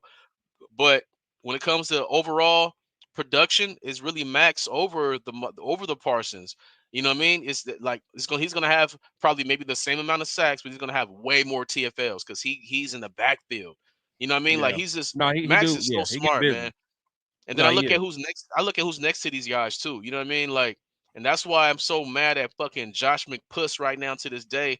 Because if we had Jalen Carter, man, Max Crosby, our whole life is different. Our whole life is different. I tell you, man, fuck Josh McDaniels and them kids, man. Like, and them kids. How the fuck and them kids, man. Somebody got fired while his kids was trick or treat. I don't give a fuck. Fuck you and them kids, man. That shit fucking, man. That shit make me so mad, bro. That shit made me so mad. That set us back so far, bro. That set us back so far, bro. That's so far back, man. But yeah, Max, he's one of my favorite guys. When I first seen Max hit the scene, I didn't really know who he was out of Eastern Michigan. I didn't watch them. But when I see him in preseason, I said, this motherfucker's Jared Allen. Yeah, this motherfucker is Jared Allen. Yeah. Yep, he's Jared Allen, and he's really turned himself into that kind of player. So yeah, to me, I got to keep him at on the top three just because he plays a run better than any of them guys. He plays a run better than TJ Watt, plays a run better than Myles Garrett. I'm mad at that. All of them motherfuckers. You know what I mean? Nah, he do, man. It's just like I said. I just got to see it. Again, I'm tired of always hearing, Yeah. "Oh, this is gonna be the year. He gonna be defensive player of the year." And it's just like it's been so many times where Smart. it's like, Max, his fourth quarter, bro. This is where we need you to step up, and it's like he just don't be he hasn't had that signature play, man. Like Yeah, like that I said, moment. that I hear safety I always remember, but I'm like, I want a strip sack. Give me something to you. close Yeah. the game out, man. Close the game Yeah, and out. that's where Parsons comes in. They do shit like Yeah, that. yeah. They Parsons do shit. definitely do that. Yeah, Yeah, his little ass is wiggly and shit.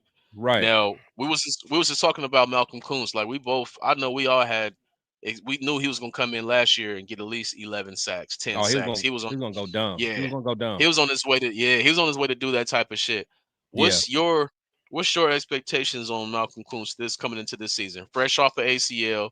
Now keep in mind he ended up in OTAs way before I thought he would. I didn't think we would see him until training camp. Maybe I didn't think we. I honestly I didn't think we would see Coons until like week 3. To be real with you, this motherfucker's already running. He's already in. Already went to the OTAs. I think they cleared Already at him. Did mini they camp. clear him? Did he get Yeah, they full had. I think clearance? they had to. Yeah, Yeah. yeah. So he's already OTAs. Already at mini camp, and now you got 6 weeks off before he goes to training camp. What's your expectations for Coons this year? Business as usual. What I expected from him last year, double digit sacks. I think um especially if we figure out what's going on with Wilkins, because I love I love Adam Butler, but if we can get a good production from Wilkins, the sky's the limit for Malcolm Kuntz, because Malcolm Kuntz got a whole tool bag of moves. You know what I'm saying? Like, he got the bend, he got the that dip.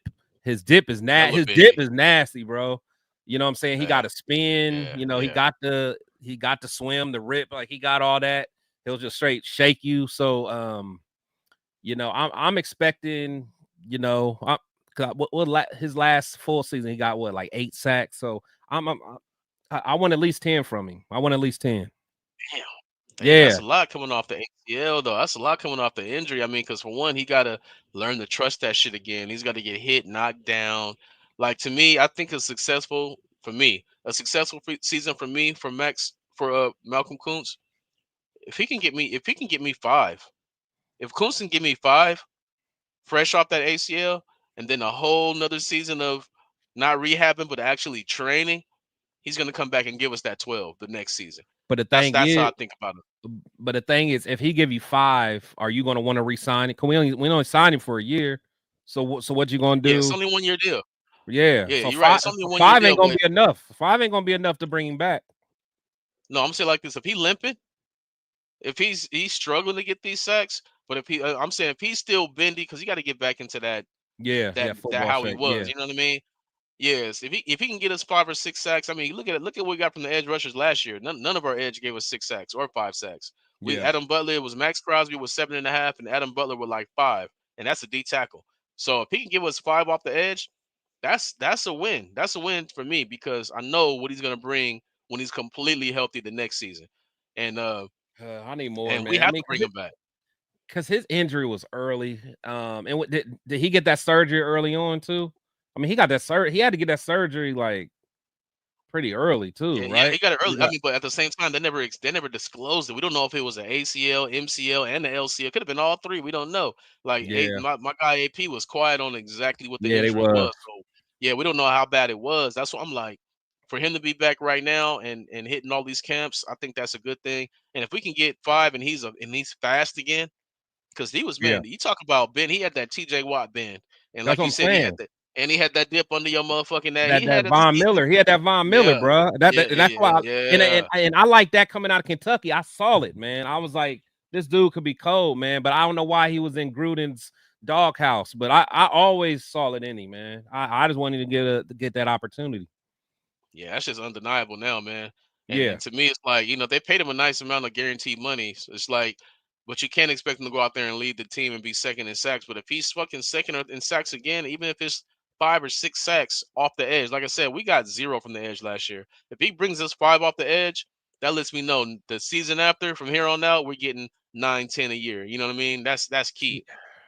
Now I feel you. I just don't think Spytek and them is going to make that long-term investment if he don't hit the ground running. Like I think they gave him this 1-year prove it deal. Like, right. And honestly, on his end too, I think he's gonna be like, I got to get it done this year. I think, if he get 5 sacks, I don't know. I don't know if he's gonna be a Raider that following year. I just feel like if we let him go, and he ends up he has a chance to be 100% healthy the very next year, we're gonna regret it. We're gonna regret I'm it. with you. That's a Raider thing too. He'll leave us and Yeah. go stupid somewhere. Be all Stupid, pro. because he's another guy who gets them TFLs, man. He plays the run just like Max. They can both play the run and the pass. That's what makes both of them really special. Because Yeah. TJ Watt, he ain't playing the fucking run. Every now and then he makes a Nah. play on the run, but he's not making plays on the run like that. He's gonna go out there, and as soon as the motherfucking quarterback think he got something, this motherfucker come out of nowhere. Boop, give me that ball. It's Yeah. like, this motherfucker TJ, get him the fuck out of here. Yeah. Get his ass out of here. Fuck, Yeah. fucking destroying games and shit. Right. But you know what? But And yeah, man, honestly, beast, I think Malcolm Kuntz might be able to be our closer. Real talk. He got that type of ability to be that closer that I want, man. You know what I'm saying? So, but nah, we'll see, man. We'll see. Nah, he does. He does. Now, these defensive backs. Let's talk about those guys again. Now, you said we got Porter, we got Stokes, who I don't expect a lot from, but they must like what they see because he been playing the number 1 corner since OTAs. Then you got Jacorian Bennett out of Missouri, not out of Missouri, but out of Maryland. Maryland. Yeah, well, my stepson just got an offer to Maryland too. Oh, salute. So, yeah. The young man. I'm hoping he's gonna be a Raider one day. You got him, and you got a couple other veteran guys. Like I said, I'm trying not to talk about the guys yet that I'm excited about on the undrafted free agents. We're gonna get to them, but when it comes to these corners, what's your overall feeling like? To me, I like Bennett a lot. I like Stokes could be. See, I just hate. I'm not the type of guy that goes out on a hope and a prayer. I want to get my solidified, pick him up, throw him in there, lock shit down. Yeah, go do your thing. Like, it's a hope and a prayer with him. It's a hope and prayer with a few guys. What's your overall thought on these DBs that we have right now? Besides these undrafted guys. I think the talent's there. It has to do with staying healthy. Everybody knows how I feel about Jacorian Bennett. That's been my guy from day one. I think Bennett can be, one of the best in the business, but he does have to stay healthy. Before he got hurt last year, I think he was one of the leaders in, pass breakups in the league. And then the team, wanted to shut him down due to, his shoulder injury that he's been playing through, the last few years.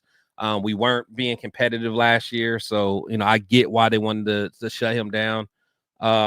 Stokes, he's another guy. He has the ability. We've seen it. Coming out of college, he was highly regarded. He got the speed. He got the physical traits. But again, he hasn't put it all together yet. Just like Bennett hasn't put it all together, for a full season. Right. And that's what we're missing. And then, we still have Porter, as we know, and playing corner, hearing that someone's doing good in mini camp when you don't got pads on, no pass rush and all that, that's one thing. But right. You know what I'm saying? Like we want to see how good he's really going to be. And I like him, and I'm expecting him to be a dog, but it's hard to be a dog in year one as a corner. So, there's a lot of, I'm just going to keep it real. There's a lot of question marks, man. A lot of question marks. And if that D line don't get to the quarterback like we expect and we hope, it could be kind of nasty work for the corners, man. Nah, you're right, and that can equal a long season. A long season, right? And that's what we hoping that it's not going to be. And I'm with you. And I look at one thing about Jacorian Bennett. He was up and down his rookie year. Yeah, I might have been a little bit too hard on him, like I shouldn't have been. But you called it, bro. You was like Jacorian Bennett this season, and you was the only one that said it. And that motherfucker came out playing, bro. Oh, I'm on the island. Don't even trip. I'm locking shit down with this 4-3 speed, 4-4 speed. Right. He was doing his thing, man. He was doing his shit. And like you said, it's about being healthy, man. If he can stay healthy, the sky's the limit for him. And from what he's saying, he's had he's had a shoulder injury since college. I don't know Yeah. if you've seen this. Yeah, he Yeah. said right now the first time Yep. he's been healthy with both shoulders. Yep. So, if he can make it through this whole season, that's key. Whether he's the number 1 corner or the number 2 corner, it don't even matter. He just has to make it through the season because these corners, man, like, to me, if you can get your hands on the Jair Alexander right now, do it, because right now people are saying, "Oh, he's injury prone." This. I understand it, but that ain't stop him from signing fucking Mostert and every other nigga we signed. Every Right. motherfucker we signed in free agency was Right. fresh off an injury. Why Right. not get an Right. All Pro? And when he's Yeah. healthy, he's He's All shown Pro it. and he's a Pro Yeah. Bowler. Exactly. Like, you know what I mean? Like, and then you talk about it, even the Jalen Ramsey. Now Ramsey's ready to make that transition to safety. As much as Polamalu has shown, Oh he ain't yeah. Jalen Ramsey. You know what I'm saying? Nah. Not at If I no. can Not got at if I can all. have Not at Chin, all. if I can have exactly if I can have Chin playing strong safety, getting in the box, and then I can have fucking Jalen Ramsey Be fucking a ball hawk. roaming the Be center center field. Come field. on, bro. Come on. Some shit is it. Some shit is not rocket science. A lot of shit is fucking is common sense, man. You know what I Yeah. mean? And that's a no brainer. And Yeah. that's why that would be fucking major. Like, cause you gotta look at who we Oh. playing against. Like the Kansas City Chiefs, the Los Angeles San Diego Clipper Chargers, the fucking now the Broncos, I don't have no fear of the Broncos offense. The defense is the shit. The defense, I fuck with their defense. The offense, I'm not a buyer of Bo Nix. I'm not. That's Yeah. to me, that's pure Sean Payton. You take Sean Payton out of there, he's gonna look fucking terrible. But with the Sean Payton, he knows what to do. You know what I mean? But that's a team that I feel like the Raiders can jump this season just because I don't trust that offense like that. That defense is I'm gonna with be you. top 10. You know what Yeah. I No. mean? That. That Yeah. Yeah. defense gonna be top 10, but we can jump that offense. Yeah, for sure. And I don't think and I don't believe in like to me, I wasn't real big on Harvey, the running back they picked up. I know they got JK, but JK don't stay healthy. And I'm not scared of their receivers, man. You know, we got Sutton. Sutton's getting a little older. You know, he lost a step. And I mean He gets they hurt a got lot. they got they got a couple young boys that's you know that's you know, that still has to show, you know, what they can do. So yeah, the Broncos, you know, I'm not too worried about. Yeah, I definitely think we can overtake them again. The Chargers, I ain't gonna lie, the Chargers got the recipe to be kind of nasty. They got the recipe to Oh be yeah, kind of for sure. nasty. For sure. They got the coach who understands the game because I already knew Justin Herbert was pretty good. But when you're gonna have your quarterback throwing the ball 50 times a game, you're gonna throw games Right, away. And right. I knew once they signed him, it was gonna bring balance to that offense. Oh And that's yeah, exactly oh what he yeah. did. That's a fact. That's exactly what he did. Yeah, that shit Oh, pissed they, me oh, off, but they, I knew it was coming. yeah, the Broncos, they did get Evan Ingram at tight end. That's a good Sean Payton tight end right there. Yeah, they He's got gonna some be- weapons over there, man. On Yeah, that defense, especially, bro. Man, that yeah, defense is gonna be nasty. They yeah, was number 1 in sacks last year, yeah. so They they're gonna be gonna be nice. tough. Now, let's talk about these UDFA's. Now, this is where I think Spy Tech got better UDFA's than he did in free agency. I think his UDFA's were better picks than his free agency picks. When I look at the Jaw Joyner, when I look at what the fuck is his name? The corner out of Mellow Dotson. Mello Dotson. I like When Melo's I, game. I like man, Melo's bro, game. when I look at these guys, this was better than free agency to me. This is better than free agency to me because I'm like, these motherfuckers got some upside. Like, Josh Jordan's going to be a day one contributor in that rotation because you can rotate Snow because we need a real rotation. Rotate Snow, rotate Josh Joyner, rotate Kuntz.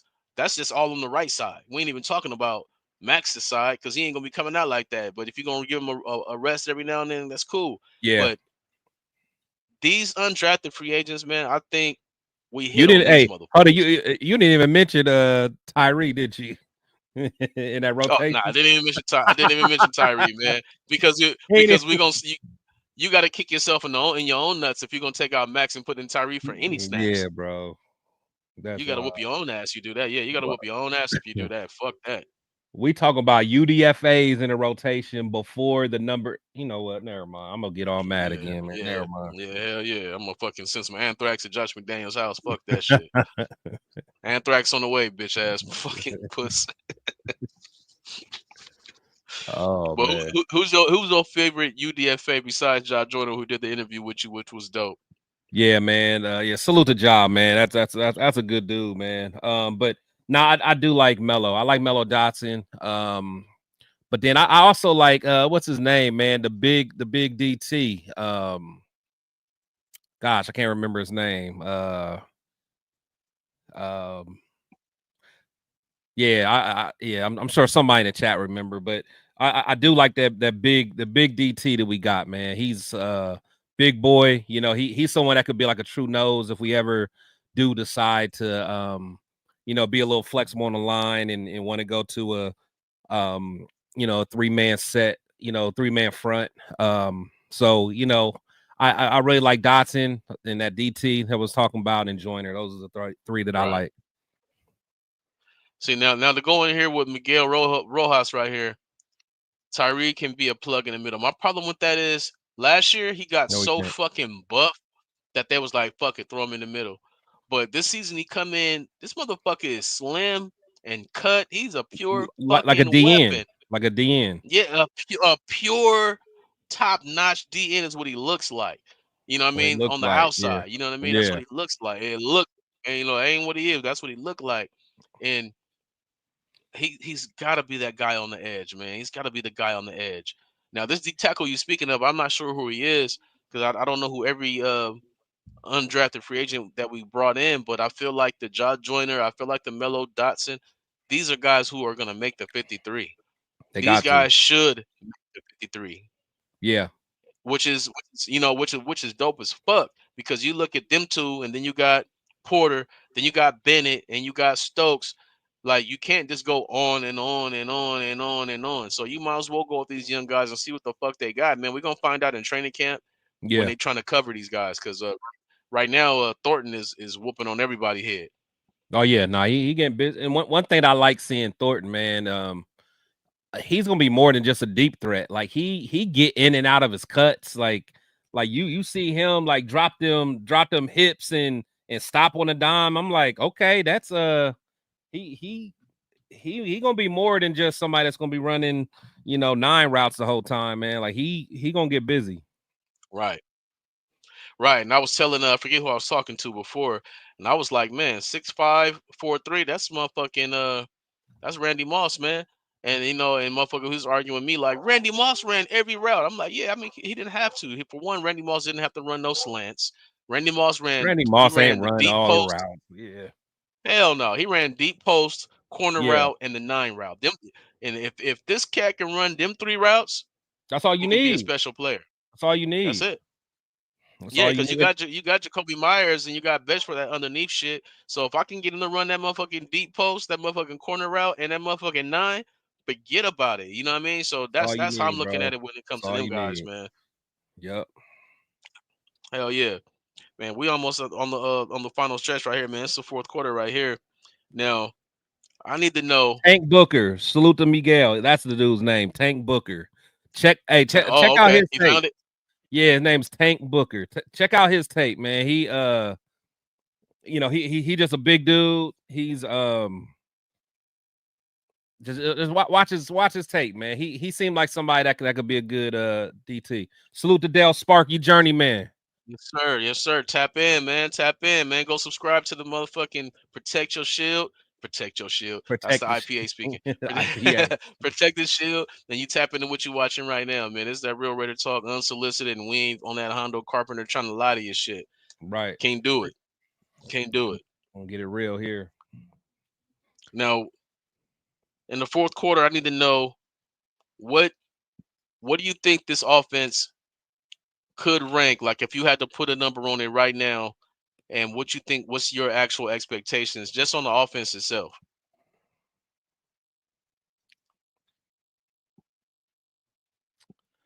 Man. So many variables, man. It's hard to say. Now, keep in mind, this offense last year ranked, I believe it was 30th, pure trash. Yeah. No, we're going to be a lot better just because the upgrades. Like I think, our second-year players are they're going to develop. Like Bowers can be better. His numbers may not necessarily be better, because now he's not a secret. But I think JPJ is going to be much better. Glaze is going to be much better. So those guys their game is going to get better. I think Colton Miller, he's going to come in healthy in the beginning of the season, so he's going to be better. But I would probably say, with Chip Kelly, if he just kind of just focuses on just running the offense, none of the other stuff, I could see us being between 13. Shit, losing you for a second. There you go. Oh, you lost me? We good? We there good? You go. Yeah, you back. Okay. Yeah, my bad. Yeah, I'll see anywhere between like 13 and 9, something like that. I think we might be able to crack the top 10 if if that line can hold up, and if Jeanty can be, who we think he can be. So that makes sense. That makes sense, because I had did a video the other day, because Tim Brown said that Jeanty reminded him of Napoleon Kaufman, right? Then this made me go down looking at these Napoleon Kaufman videos I ain't seen in a while. And I'm just like, when you got a running back who can hit a home run at any given time, that completely changes every aspect of your offense.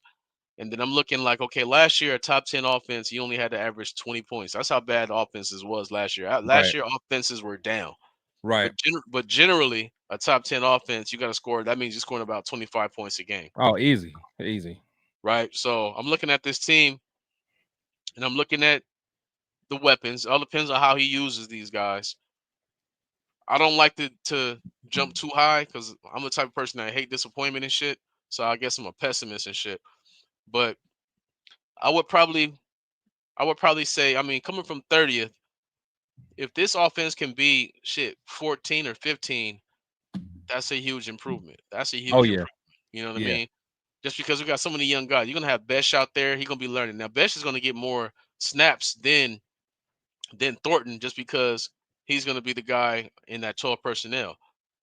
More than likely, you know what I mean? He's gonna be that guy in 12 personnel, because Jacoby Myers can block too. So you got Jacoby Myers out there blocking, and you got Besh out there blocking. That makes a lot of sense. I see him getting more playing time, but Thornton being the more productive receiver.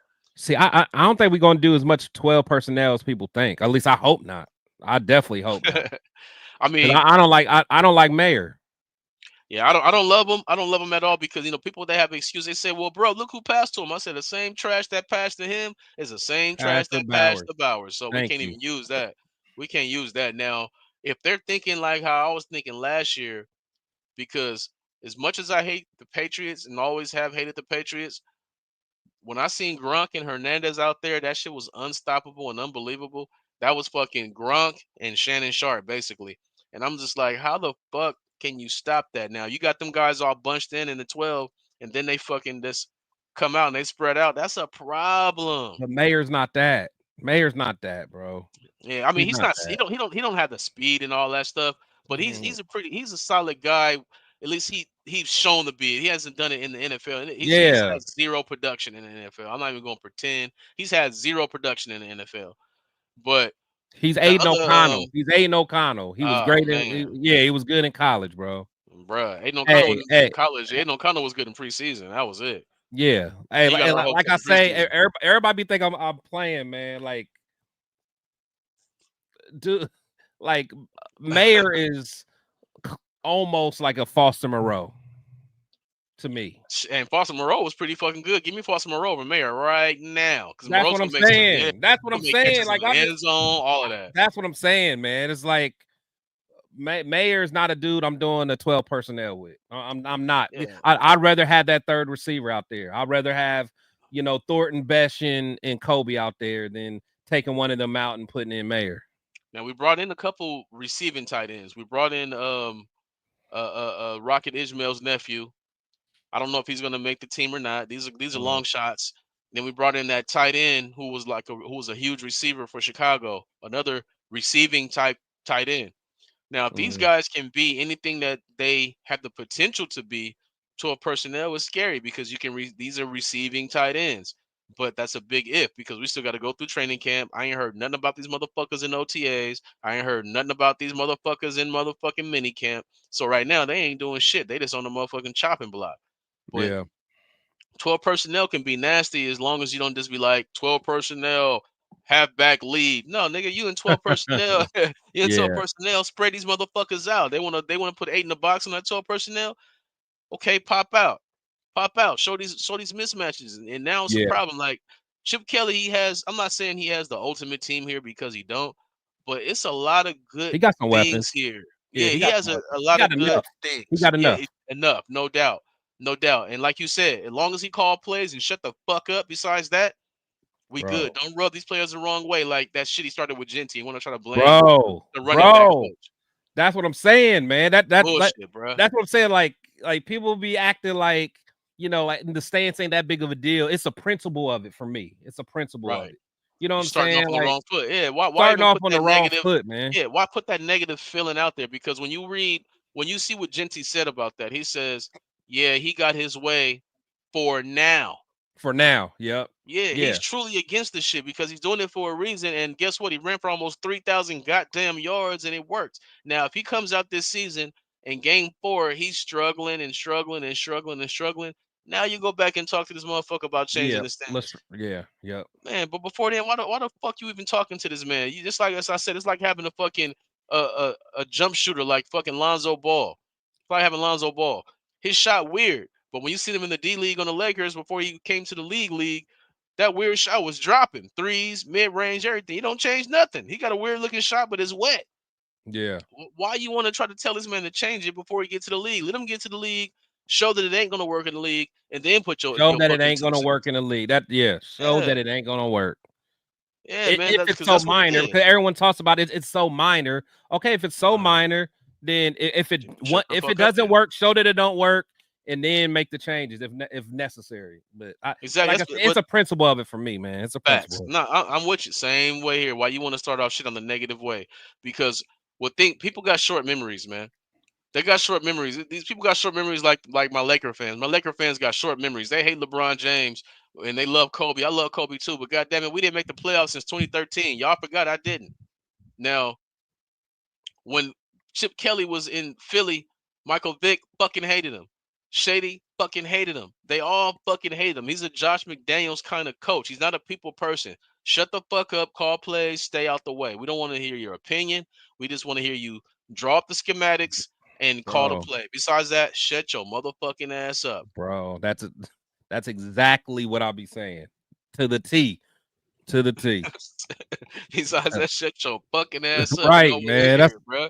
even when we signed, or even when we hired him, man, I'm just like, I was still kind of irritated, man, because I'm like, man, he can scheme up some stuff, but I'm just like, man, and then I'm like, Pete's old. I'm like, man, what if we have a decent season and then people gonna be talking about making Chip the head? I can't do that, bro. Only way Chip's gonna be in contention of being head coach is if we're top 5. Now that brings me into we just talked about the defensive ranks. What's your expectations for this offense? And I think I already said that shit. I'm faded. Look, yeah, we did the offensive ranks first. Yeah. Now, the defensive ranks. What do you think we can fucking go from here, bro? Like I said, last year we ranked top 15. It was a top 15 defense in overall total defense, which is yards and all of that. But I don't give a fuck about yards. You can give up 1,000 yards a game and only give up points. You feel me? Give up 17 points. I'm happy. You're a top team. So last year we gave up 26 points a game. Not 20. I forget. I think it was 26, 27 points a game, but it was 27th in defense. Yeah. Points per game. What do you think we can take it to this year with a healthy Malcolm Kuntz, with the proper rotation? I mean, because to me, I think the blueprint was like motherfuckers right now, they're like, we got to do what Philly did last year. Where the fuck was y'all at when motherfucking the Giants whooped fucking Tom Brady in the Super Bowl? That's been the blueprint. That's been from that day when I seen OC and I seen Justin Tuck and I seen all, man, that's the recipe. Yeah. What the fuck are y'all talking about? That's the recipe. It's been the recipe. Yeah. No, that has been the recipe. And the crazy thing is Antonio Pierce was on that team, so he knew the recipe. Exactly, man. Yeah, he was a captain. Man. Yeah. But no, I think that our D again, as long as we stay healthy, you know, I think we could be we could probably take it down to 12-ish or so. You know what I'm saying? Like we could probably be little outside of the top 10. It's a big jump. But the thing, I mean, it is a big jump, but you got to think, man. Max is Max. We probably got top 3 best defensive line coach in the league. You know, he's going to be a future defensive coordinator. Leonard, right? Robbie Leonard. Right? I like that dude. I like that dude a lot. Yeah, so he's going to get the most out of his dudes. Kuntz back, like I said, I expect double-digit sacks from him. So that's going to lead to something. Pressure is on. But the thing is, Adam Butler, man, like if you watch again, we do the film breakdown, and like towards the games at the end, Adam Butler was the only bright spot on that whole damn defense, man. Adam Butler has a relentless motor. He just got paid. He's motivated. I love hearing his pressers. Yeah, get a healthy Wilkins. Like I like kind of what they're doing with Wilkins. I think that. A lot of people are kind of over exaggerating, but I think they're just going slow with him, making sure that, hey, week 1, he's ready to go. But get Wilkins out there. He has a relentless motor. Max has a relentless. I mean, you got 4 dudes that got relentless motors. And then you got whatever combination of corners you got all 3 of those guys at least run a 4.3.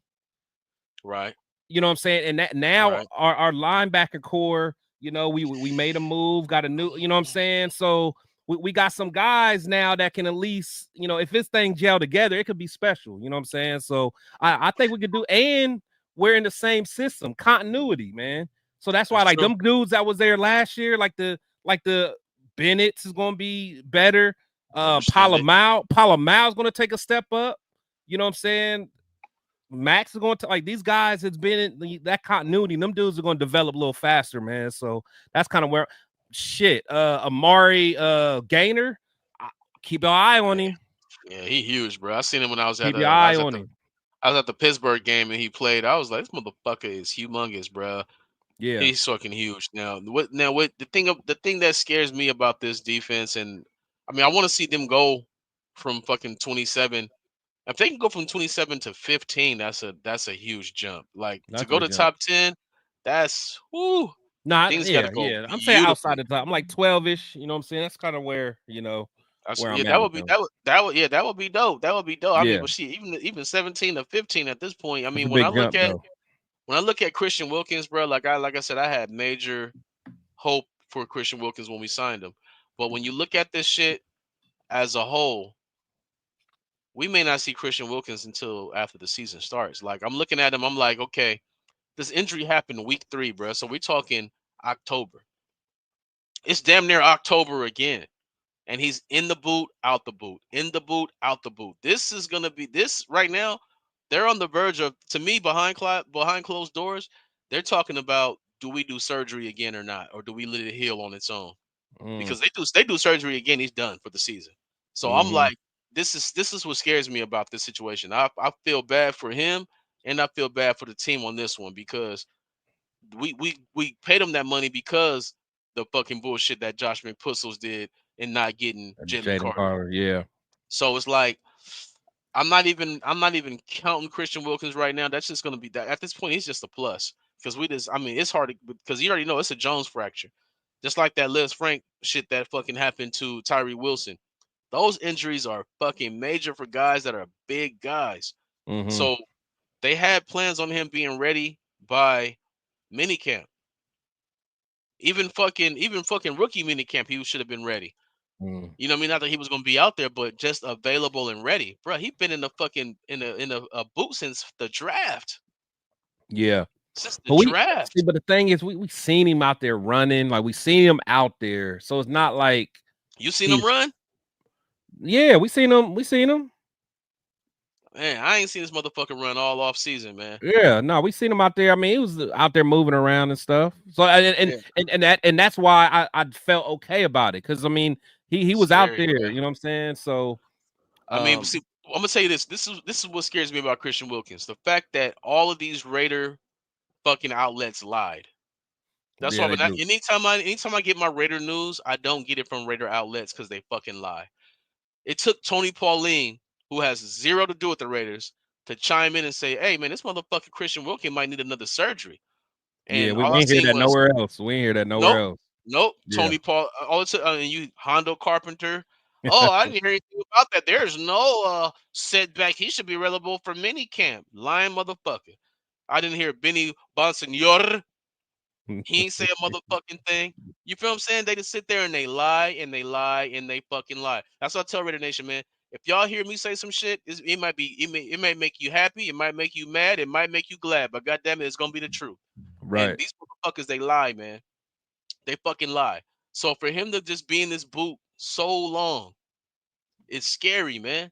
It's really fucking scary. And when you think about it, it's the same defense, but it's gonna be nuances to this defense. If he was healthy enough to be out there, he'll be out there. Think about it. If you're gonna hold anybody back right now, it's gonna be Malcolm Kuntz. This motherfucker fresh off a devastating career-ending injury.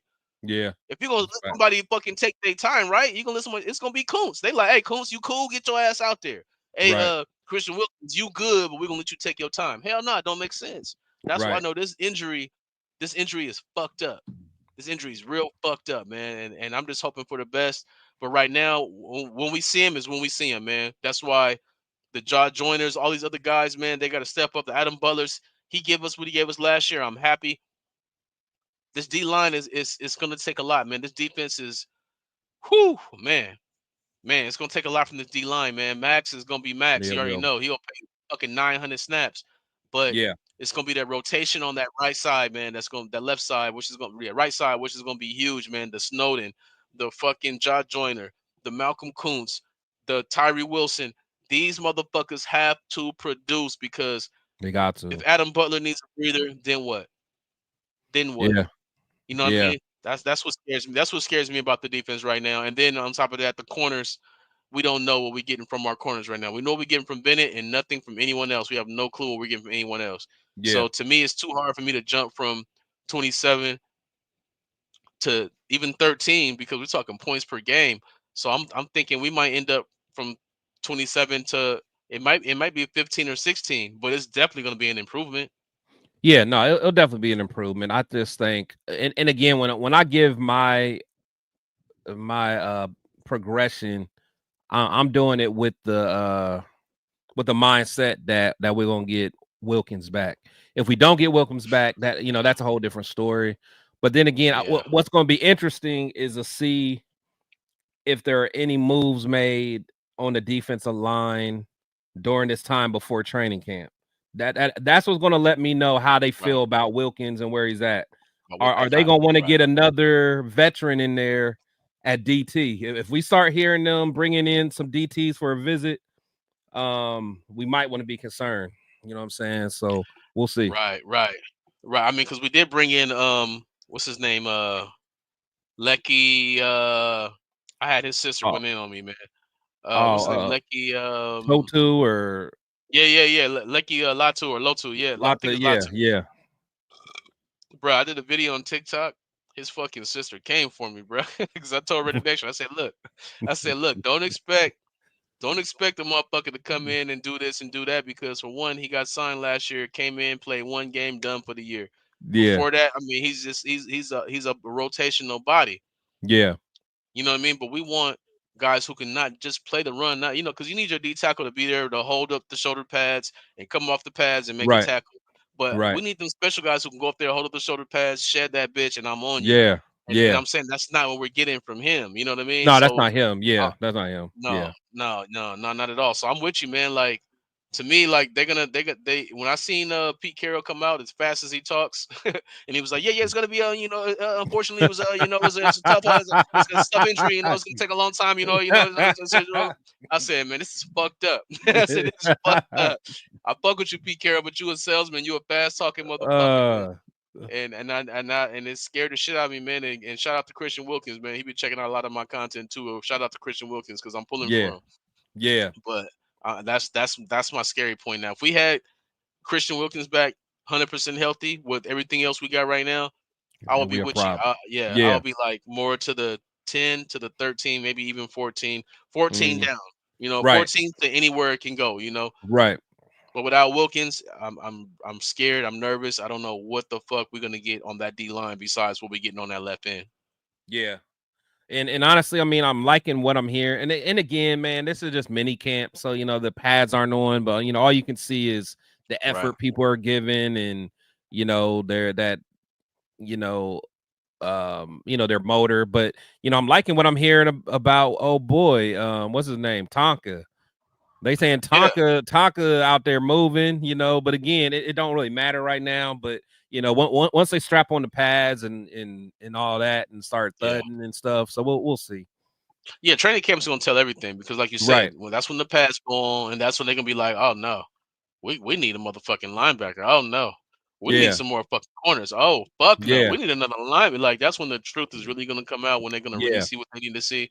And yeah, I'm with you, man. Like, but I have been here. I'm with you. I've been hearing good things about Tonka, and like I said, anything you hear from fucking Max Crosby, I love Max Crosby, man.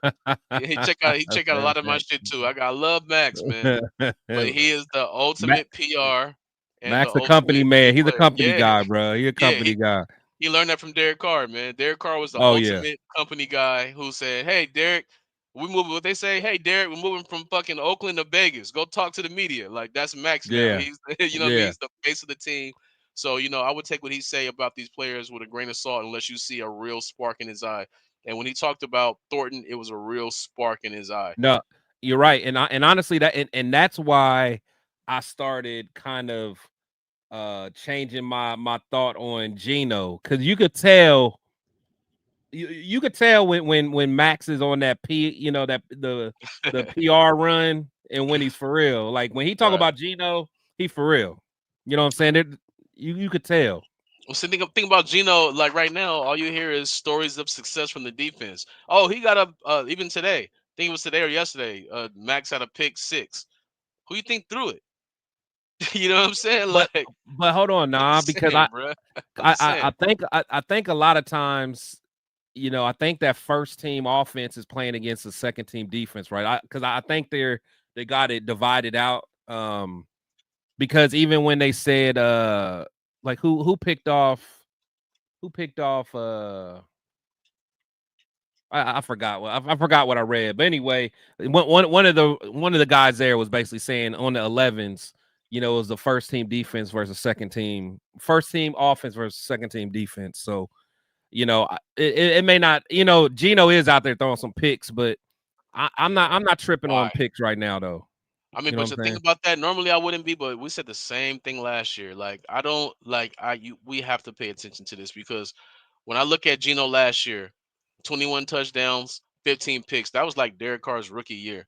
Like, that's not impressive. You know what I mean? And the thing that scares me about Geno is he fucking led the NFL in picks in the red zone. And when you watch those picks, they were so fucking ugly and stupid. Yeah, just trying to stupid. Yeah. I mean, they were.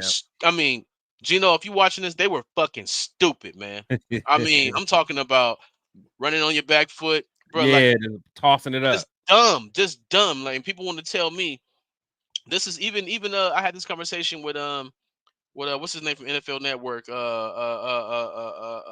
the fuck is his name?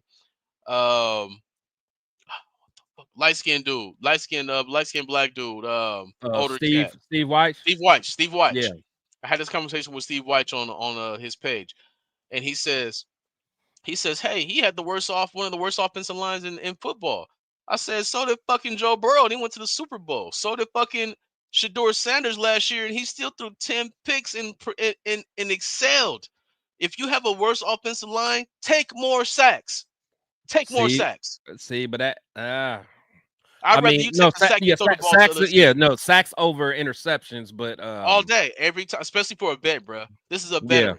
Yeah, I mean, a 13-year vet, a 10-year backup. Take more sacks. So especially in the red zone. Exactly. Especially in the red zone. That's where Geno scares me. He scares me on 3rd and 10. He scares me on 3rd and 7. He scares me in them situations. And it's hard to just always consistently stay ahead of the sticks. Like we can't expect this offense to be perfect so he don't end up in Yeah. them situations, because he will. Like Yeah. Yeah. We're not Dak gonna be Prescott, 3rd and 2 all the time. nope. Dak Prescott, he scares me on 3rd and 10. Yeah.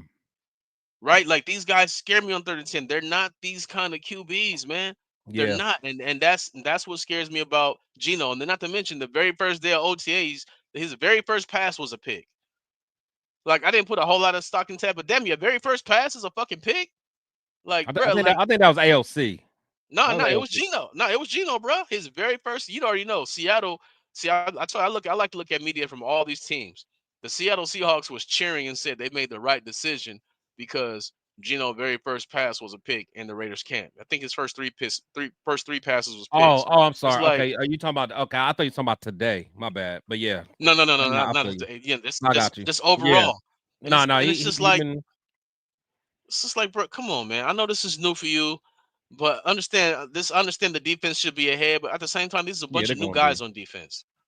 You know what I mean? It's a bunch of new guys on defense at the same time. Like we don't have no veteran corner out there picking you. We got all new motherfuckers on the team who don't even know the defense yet. Like Yeah. I pay attention to that. I'm not putting Big Tens on it, but I pay attention to it just because Geno. I know who Geno's been. I Nah. like Yeah. you No. think I'm You. finna get Yeah. Geno Smith jersey. I'm not. Yeah. Nah. You definitely got to keep your eye on it. You know, something to kind of put in your back pocket to see. You know, to check on. But my thing is, you know, I again, like I tell everybody, like I want to see what's going on in them joint practices. Like to me, that's what get me excited, man. I wish it was Oh just yeah. one practice. They only doing one, but you know that's going to show us a lot, or we'll hear more about that than anything that we'll see in the preseason. You Right. know what I'm saying? Because see them Right. ones versus ones and see them really getting after it. So See, we'll see. but the thing about that is like Raider fans have become so optimistic over the years for absolutely no reason that they ignore what happens in these things. It's just practice. That's what they're gonna Yeah, say. If Geno goes yeah, out there and throws fucking 4 picks, it was that is practice, what they guys. say. Relax. But if he goes Yeah, out there and throw 4 touchdowns, they're gonna be like, put yeah. Geno on the See, pyramid of quarterbacks. You know what I mean? yeah. Like that's what I'm saying. Like that's why I try to stay even keel, man. I try to stay real, and that's why I was so mad about Derek. Because it's like, bro, it's not easy to replace good QBs. It's not, man. It's really not. And but I'm hoping the best for Geno. Like to expect 2022 Geno is far fetched, but he's in the position to be that. Yeah, He's in the because he had a healthy Walker at that time, running back. He yeah. had I a like healthy Walker. DK. He had a Yeah, healthy Lockett. Lockett, Yeah, and we have a way better tight end. So yeah. I Oh mean, yeah, he's in for it's absolutely no excuse for this yeah. motherfucker right now. No excuse for Geno Smith, man. Not one. Not fucking one. And to be honest, like who ran that offense? So I think ultimately he's probably going to have a better offensive coordinator, or at least a No offensive, doubt. offensive creator. So someone that could probably unlock his skill set. So yeah, I mean there really isn't no excuse. That None. line is going to hold up, but we'll None. see, man. But I'm with Yeah. you. Them days of just being overly optimistic, bro. Like you gotta show me, man. You gotta Yeah, show man. me at this point. That's exactly where I'm at, man. That's where I'm Yeah. at, bro. I'm pulling for everybody, but you got to show me, man. Like before I Right. get your motherfucking jersey, before I do anything, you got to I show ain't me. getting no more Cause jerseys, bro. I'm hey, done. hey, only jersey I got, all my jerseys got the sportsman on that bitch. That's everyone Right. I got. Whether it's Right. my Yankees jersey, sportsman. My Raider jersey, sportsman. I'm gonna get a Lakers jersey, the sportsman. That's what I'm doing. I'm Right. not I ain't mad rocking at no it. other motherfucker. I ain't mad at it. Now I got another question for you. Staying with defense. Now we know we got these young guys, these undrafted free agents who may be dogs, who Mm, may be able to get it done. But again, this is getting a quarter and flipping that bitch in the air into the Las Vegas pool and saying, "Give me a dog." Fuck all right. of that. If you have a choice between Jalen Ramsey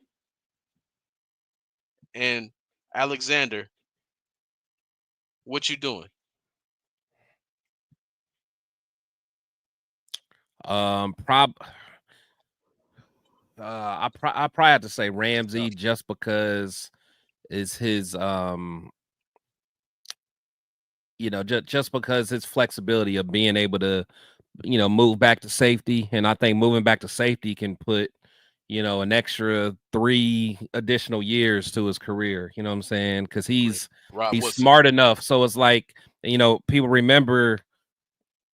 Rod Woodson. Rod Woodson. Once it was time for him to move, and Woodson was so cerebral that he was able to go back to safety and have some more good years. And Charles is the same way. So, yeah, I'd probably say Ramsey, but Ramsey's but then Ramsey's contract's a little weird, so I don't know if they're going to end up cutting him.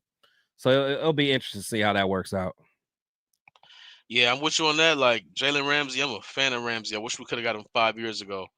But yeah, when he wanted to be a Raider. Exactly. When he wanted to be a Raider. Motherfuckers want to sit on their damn hands and not do what you got to do, man. And why not give up picks if you just gonna blow them any motherfucking way? So if I had to make the pick right now for a corner, specifically for a corner, I like Alexander. For one, he's been motherfuckers talking shit. He been low key rolled off, fucking cut, and this is an all pro we talking about. Yeah, you know what I mean. Just like the Marcus Lattimore, like that's the type of corner that Alexander is. A Marcus Lattimore, like these motherfuckers are dogs. They'll come up and make a tackle. They're gonna make game changing picks to end the game, seal the game, and that's how you get Max to close out games. Is when you have guys like that on the back end. Yeah, that's lurking. And yeah, you know what I mean. To where a quarterback know, like, fuck, I ain't gonna throw this pick. I just take this sack. Yeah. And we've been missing that for a long time. So if I had to make the pick right now, I would go Jaire Alexander right now. But as far as Ramsey, that would be a beautiful pick because, like you said, he can come out here and play corner for half the game and go play safety for the rest of the game. That's something that you really just can't get out of anybody. And he's been healthier than Alexander.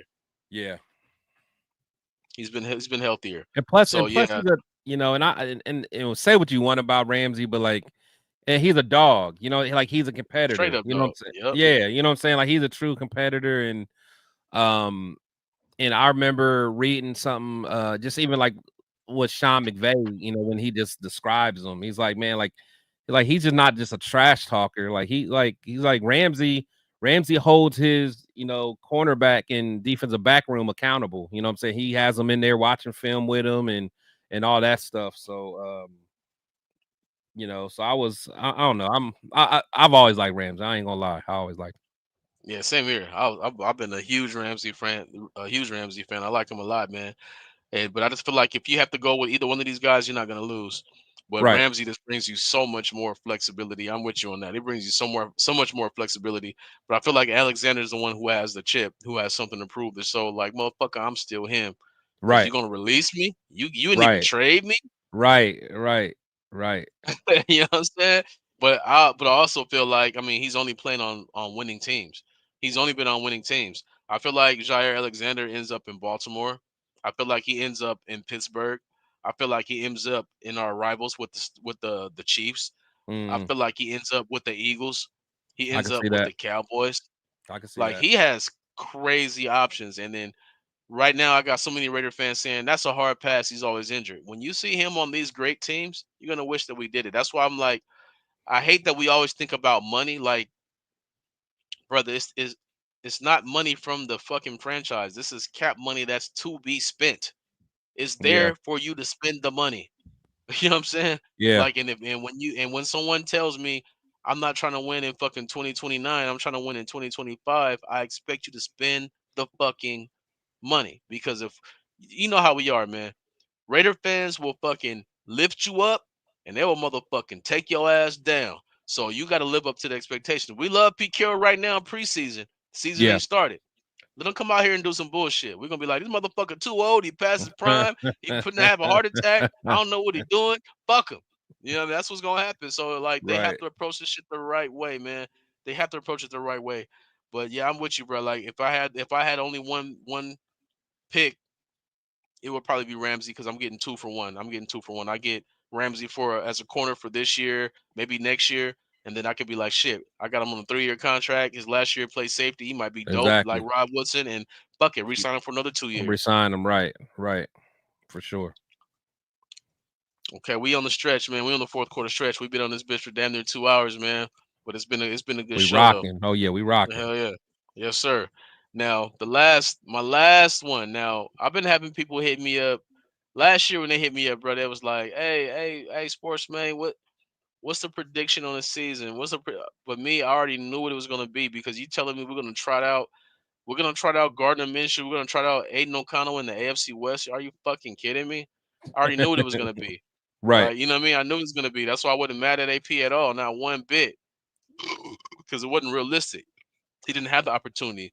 That's why I was pissed off, and we even chopped it up about that. And like they get rid of you, and they bring in fucking Pete Carroll, and you say, hey Pete, anything you want, you go get it. When it came to AP, it's like, hey AP, you choosing between these trash They ass literally gave motherfuckers. him nothing he wanted. Nothing, They bro. gave Nothing. AP nothing he wanted. Right. He came out and said, fucking Jacobs is the heart of the team. They say, yeah, oh yeah, you think so? Fuck Jacobs. Hey, I want to go get motherfucking Jaden Daniel. Oh yeah, you want to go? Fuck it, we ain't doing it. Like everything you think of, he didn't get anything he wanted. Like you said, nothing he wanted.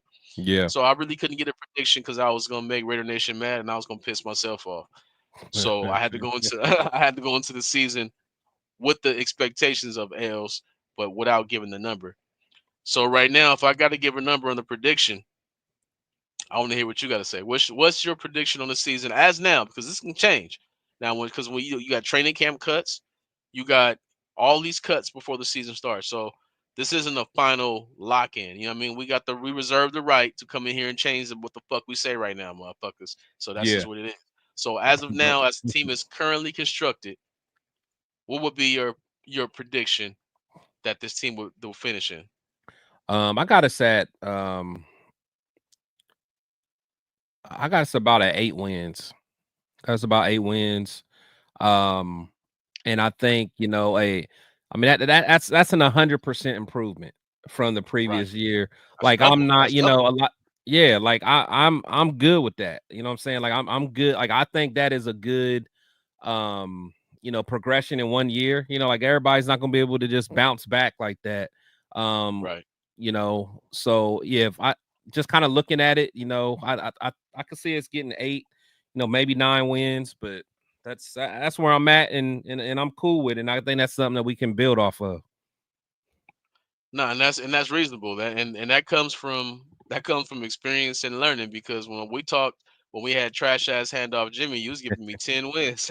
you was giving me. Hey, I was like at 12 or something, bro. Yeah, there's something crazy. I'm like, bro, you have not this look, a winning team and a winning person is totally different. Like right now, I got a video on Instagram. It's got almost 200,000 plays, and it's me talking about LeBron James and Michael Jordan. Now, I just to go off subject real quick. I used to argue because I'm a Laker fan. I'm from California. I'm from LA. So I would always be like, my boy, he loved LeBron so much. No matter where LeBron went, he had his jersey. And me and my boy would argue him down like, nigga, fuck no, hell no, that's Kobe, motherfucker. You tripping? Hell no, fuck that, fuck this, fuck that. And then I had to take a step back. I said that argument happened in 2010.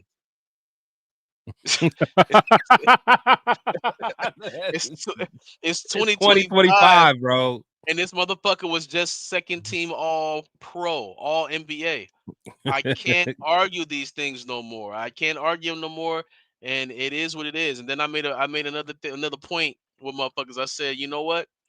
I said Michael Jordan, Kobe Bryant, love both of these players. They've never won without Phil Jackson in the triangle. And I said, LeBron James, his coaches have never won without him, before him or after him. Eric Spoelstra, no chips before or after LeBron James. Tyronn Lue, no chips before or after LeBron James. These are facts. Frank Vogel, no chips before or after LeBron James. Who brings more value? The triangle breeded championships. They needed the triangle to win. People forget that. People forget that Shaq and Kobe lost. Hey, I know you are. You from Ohio. Yeah, I'm from Ohio, bro. That's a king over here, bro. Now think about it. Shaq and Kobe lost together. They didn't get to the finals. Michael lost over and over and over and over. Got Scotty and then got Phil in the triangle, and then they took a 1 year. They lost 1 year. Then after that, 3 in a row. Break 3 in a row. He goes to Los Angeles. Kobe and Shaq didn't do shit. He gets there the very first year, 3 in a row. Who's bringing the value? The coach in the system or the player? It's the coach in the system. So, you I like to from the put mountaintop, bro. You preaching from the mountaintop, bro. Hey, I can't hate, man. I gotta call shit I gotta call it how it is, man. I gotta call it what it is. So when I look at this team, I gotta be honest and I gotta be real. So when I'm looking at this team now, and I say, okay, as currently constructed,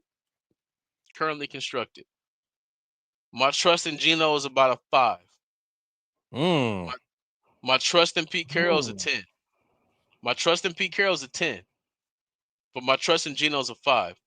My trust in Jeanty is a 10. Your trust in Jeanty's a 10? Oh yeah, he's gonna be that guy. Jeanty, I'm gonna say it like this. Jeanty is the best college running back that I've seen since my boy had called me and said, "Hey, you see this motherfucker at Oklahoma?" I'm like, "Who?" He said, "You're a freshman." It was Adrian Peterson. AP. All he did was fucking dominate. AP was stupid, bro. He was stupid, bro. I didn't had no clue. I just had to click on there and watch. I'm like, what the fuck? He fucking 18? Yeah, I see. He was stupid. I see Jeanty. He reminds me of that kind of player. So my trust in Jeanty is there.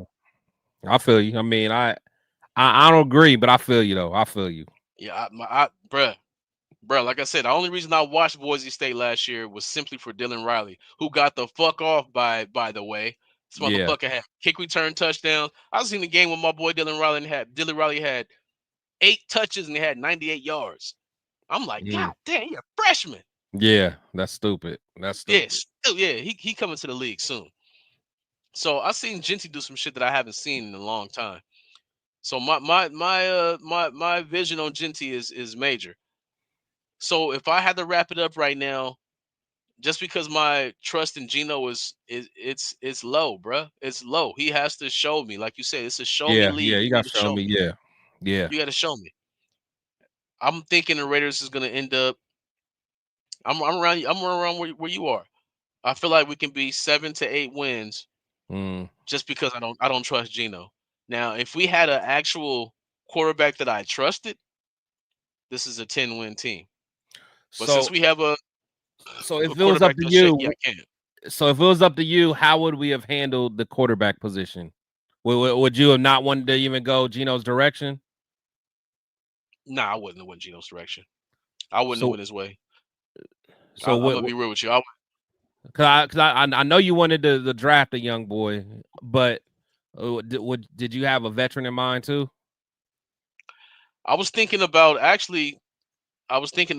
even a Kirk Cousins. If you can keep Kirk Cousins up and give him an actual running game, I feel like Kirk Cousins, he's better than Gino. For one, I got a body of work from Kirk Cousins. I have 3 years. I have 3 years of starting for Gino, bro. 3 years in a 13-year career. That's just not. I can't trust that. I've seen Kirk do things. I've seen Kirk. He's not gonna run out the pocket. He's not gonna be mobile. Your offensive line has to be right. But to me, I mean, but I'm not mad at it. When I see it now, I understand. But my expectations aren't very high for Gino himself. But if he hits that, bro, like I said, I'm gonna give him all. If he does what he's supposed to do, I'm gonna give him all the credit. I'm gonna be like Gino to the motherfucking mountaintop. But my expectations are very low, just because I know who he's been 10 out of 13 years. I can't just expect he's gonna be who he was in 2022. Just because he did it one time. I can't do that. I just can't. No, I mean, but he still put some solid seasons together. You know, I still think he's kind of stacking them, but yeah, Kirk Cousins, I just never liked Kirk, man. I mean, he cool. Like me, I'm one of the ones that people always think I'm crazy, but you know, I even now, like I still wanted to get Russ, bro, because he's cheaper, and I still think for what, you know, we could have got, you know, I wanted Russ, but honestly, I'm cool with Gino now. Honestly, you know, I think with the arm talent, you know, he definitely still got the arm talent. He seems like he got the leadership qualities. You know, someone like Russ feels like he rubs his teammates the wrong way. But I don't know, man. Something about Kurt. It's just he just never been a dude I wanted, man. I don't know why. I'm cool on I mean, Kurt. I hear you, but when it comes to Russ, I like Russ. I wouldn't be mad at Russ either. But when it Yeah, comes to when it comes to guys who got the arm talent, the this, the that, it comes down to what's in between the ears. yeah, And to yeah. You me, gotta be able to you process know, what you see. That's true. exactly. Like I wouldn't have been mad at a trade for Dak Prescott. I wouldn't have been mad for that. I wouldn't have been mad at that at all because I know as long Yeah, as you don't have him in a position to fucking have a comeback win, yeah, he's gonna do what he need to do. And when I look at Kirk Cousins, he's put up numbers everywhere he's went. Everywhere he's gone. He's shown up and done his yeah, thing. Except for last year in Atlanta. yeah. That's like the only blemish on his entire record. Nah, yeah. He beat He out bet on himself every year and won. I and ain't mad at won. that. He was better than RG3. All of these things. Yeah, So that's what I'm saying. Like I gotta always go with a body of work before when I go with a guy who was just a 1 year wonder, a 2 year wonder. Like Gino had a great 2022, but besides that, he had basic quarterback numbers. Like when you take the last 3 years, his 3 years starting, bro, he has like 71 touchdowns and like 35 picks. That's almost 50% ratio. That's not yeah. good. Not It's not right. good. That's not good. You know what I mean? And that's why my trust in him is very low. Am I supporting him? Of course I'm supporting him. Do I have high expectations? Hell motherfucking no. That just make me more mad. That's just gonna make me mad. So my expectations are what they are. But to get to the record, I would say I expect the Raiders to be about a 7-8 win team. But if Gino can be who we seen him in, if he can be 2022 Gino, we can get 10 wins. This shit is all on Gino. If Yeah, he can be 2022, we're getting 10. If he's gonna be who he's been his whole fucking 13-year career, we're gonna get 7 or 8, which is still better than 4. It's doubling up. But like I said, we can't compare to what we had because that shit is fucking trash. I'm a fucking upgrade over Minshew and O'Connell. I can go out there right now and throw a 5-yard pass, but that's how low. I mean, that's how low the fucking bar is. But we got to compare ourselves to the league and to the contemporaries in the league. no, I ain't mad at that. For me, all the pressure is on Chip Kelly. Chip Kelly's the one for me that got to make it work, man. He got to make it work because I have confidence in Patrick Graham, but the biggest variable out of all of it for me is Chip Kelly. Can he get the most out of Gino? Can he navigate Gino's skill set and not put him in those positions where he's being like a Dak Prescott and forcing the ball and all that? Can he get the ball to Trey Tucker in space? Can he, Right. figure out how to scheme open, like how are you going to use Besh? How are you going to, get Genty the ball? How, what's Mostert? What's his role going to be in all this? So, I think a lot of it is going to be on Chip Kelly and what he does. I think Gino can do what's asked of him, but my thing is, what are you going to ask of him? What are you going to scheme for him? So we'll see. I mean, but at the same time, it's just not a lot of proof of that. Like he hasn't been able to beat out anyone in his whole career but fucking Drew Lock. Let's be 100. Only person he's ever beat out is Drew Lock as a Did he beat quarterback. Russ? That's it.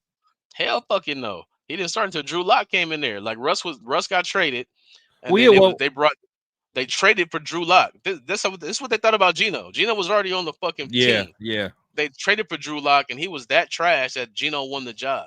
And then he just happened to be that fucking guy in 2022. So it's like, but I mean, but in a way, it's like, Drew yeah. Lock's trash, bro. Like that's the only person he's do. ever beat out. But you know what? I believe, man. I ain't gonna lie. There was at one point I wanted Drew Lock. I ain't gonna lie. I ain't gonna lie. At one point, I'm like, because I would have lost it. Drew got I mean, yeah, but not now. But I'm saying, like, I think like after his Denver days, because Drew got a live arm, bro, and he can move, but he's mobile, yeah, for sure. But his arm is live too, though. Yeah. What's come that to in between the ears, bro? Like that's what I'm saying. Like arm talent, Gino got it. He has all these things, but it's in between the ears when the game's on the line. Oh yeah, for sure. And when you're in the all that shit, when you're in the red zone, bro, you cannot lead the NFL in red zone picks when you're a fucking 12-year bet. You're a 12-year bet. You That's can't do wild. that. That's for Caleb Williams. That's for Jaden Daniels. That's Yeah. not for you, who's a 12-year fucking vet. And that's why my I ain't gonna say zero confidence. If it's a scale of 1 to 10, my confidence is at a 5 with Gino. No hate, Yeah. but it's just it is what the fuck it is. Yeah, I ain't gonna lie. Mine's higher than that. But I will say when we first did it, I was probably at a 5. But like I said, I think I'm kind of, Don't fall I'm for it. I'm Fall probably for it. falling for it though. But Don't fall I for ain't gonna lie, cause man, I remember cause one of my homies, he's a Broncos fan, and I remember it was, I don't know if it was last year or year before, but yeah, I think it was a year before. It was last year when Jacobs was here, but I remember they lost to the Jets beat it wasn't at the Jets. Where was he? No, he was a Seahawks, yeah. And they beat the Broncos week 1. And I'm like, bruh, y'all lost to a Geno Smith team, bro. I remember just clowning him. He was like, nigga, y'all better not let Geno beat y'all. And luckily we won. But like that's how low I felt about Geno. I'm like, because Russ left, I'm like, there ain't no way we're gonna lose to a Geno Smith led team. Same so here. Yeah, so that's kind of where I was. So, it took me a lot to get to this point where I'm like, I'm ready to rock with him, but we'll see, man. Yeah, I mean, even in that game when we beat him and Jacobs had won the game in overtime, Geno still threw 2 picks. Yeah. Oh, you yeah. know what I'm saying? Still threw 2 picks. That's what I'm saying. Like, Raider Nation gonna understand he's gonna throw about 14, 15, 16 picks. That's just what he does. Can't. That's what I'm saying. Like, we're not good enough to overcome overcome that. We're not good enough to overcome that. But he's gonna do it. Yeah. He's gonna do it. And now look, my guy Severe Raider, he made a good point. He says Shady, Deshaun, and Macklin had their career best seasons under Chip, and they fucking hated him, but it was a top 10 offense. So to me, Chip doesn't really have anything to prove. He just had a top offense in Ohio State, which ain't NFL, but he's everywhere he's been, he's had a top offense. This is on Geno. He has. No, but this the thing Geno, is, I think that I mean, for one, he ain't been in NFL for a while. That's true. That's true. So it is different. And again, like I say, I don't know, and I know people always trip when I say it. Like me being a Michigan fan and just watching that Michigan Ohio State game and just the way we beat them and just hearing Ohio State fans just get so mad at Chip Kelly because his scheme for that game was so stupid. You know what I'm saying? Like you got the best receiver in the nation, right? And Will Johnson is hurt, and you gonna run up the middle right where our best players are. We got Mason Graham and Kenneth Grant, 2 guys that got drafted in the top 13 this year. You gonna run at them, but that's neither here or there. But I'm giving Chip the benefit of the doubt, and I'm rocking with Geno. I'm gonna see what's up. But you're right though, because Chip also ran what's his name to the fucking ground. Remember, he fucking led the NFL in rushing yards in Dallas. What's his name? And he went to Philly and Chip ran him Murray. to the fucking ground. Yep, ran him to the fucking ground. Ended his fucking career. Ran him to fucking nothing.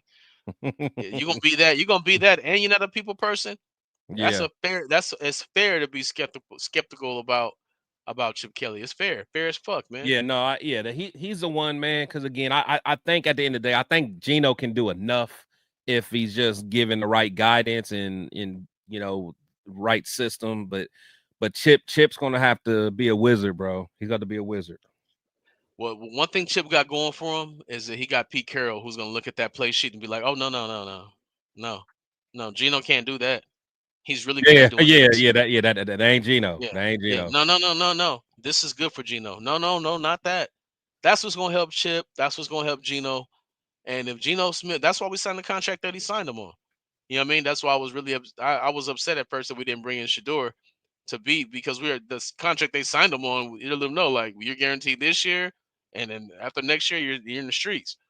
So, but it's up to Chip and it's up to Geno. The pressure's on them 2 motherfuckers, man, really. But it's really gonna be on Geno, because Geno has the keys to the car. That's it, and a history of being a fucking 10-year backup.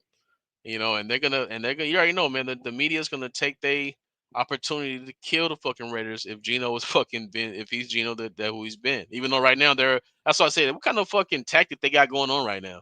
Right now they're all acting like Geno is this guy. I'm like, what are y'all talking about? You know what I mean? They're giving him a little too much props right now, and it's like, bro, y'all just trying to set him up to knock him down. That's what y'all trying to do. I'm on to your fucking games.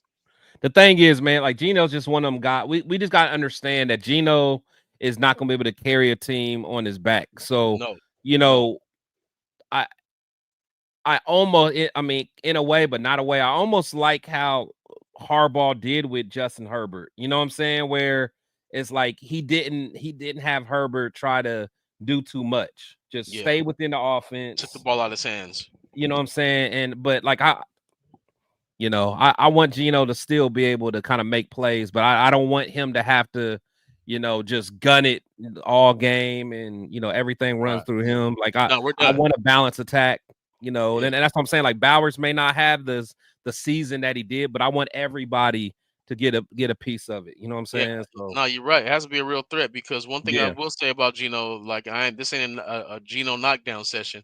One thing I will say about Geno is in 2022, what made him so good, like I said, Kenneth Walker was a rookie and he was healthy. Yeah, he balled out. He balled out that year. And Geno was like 74% off play action that year. Yeah.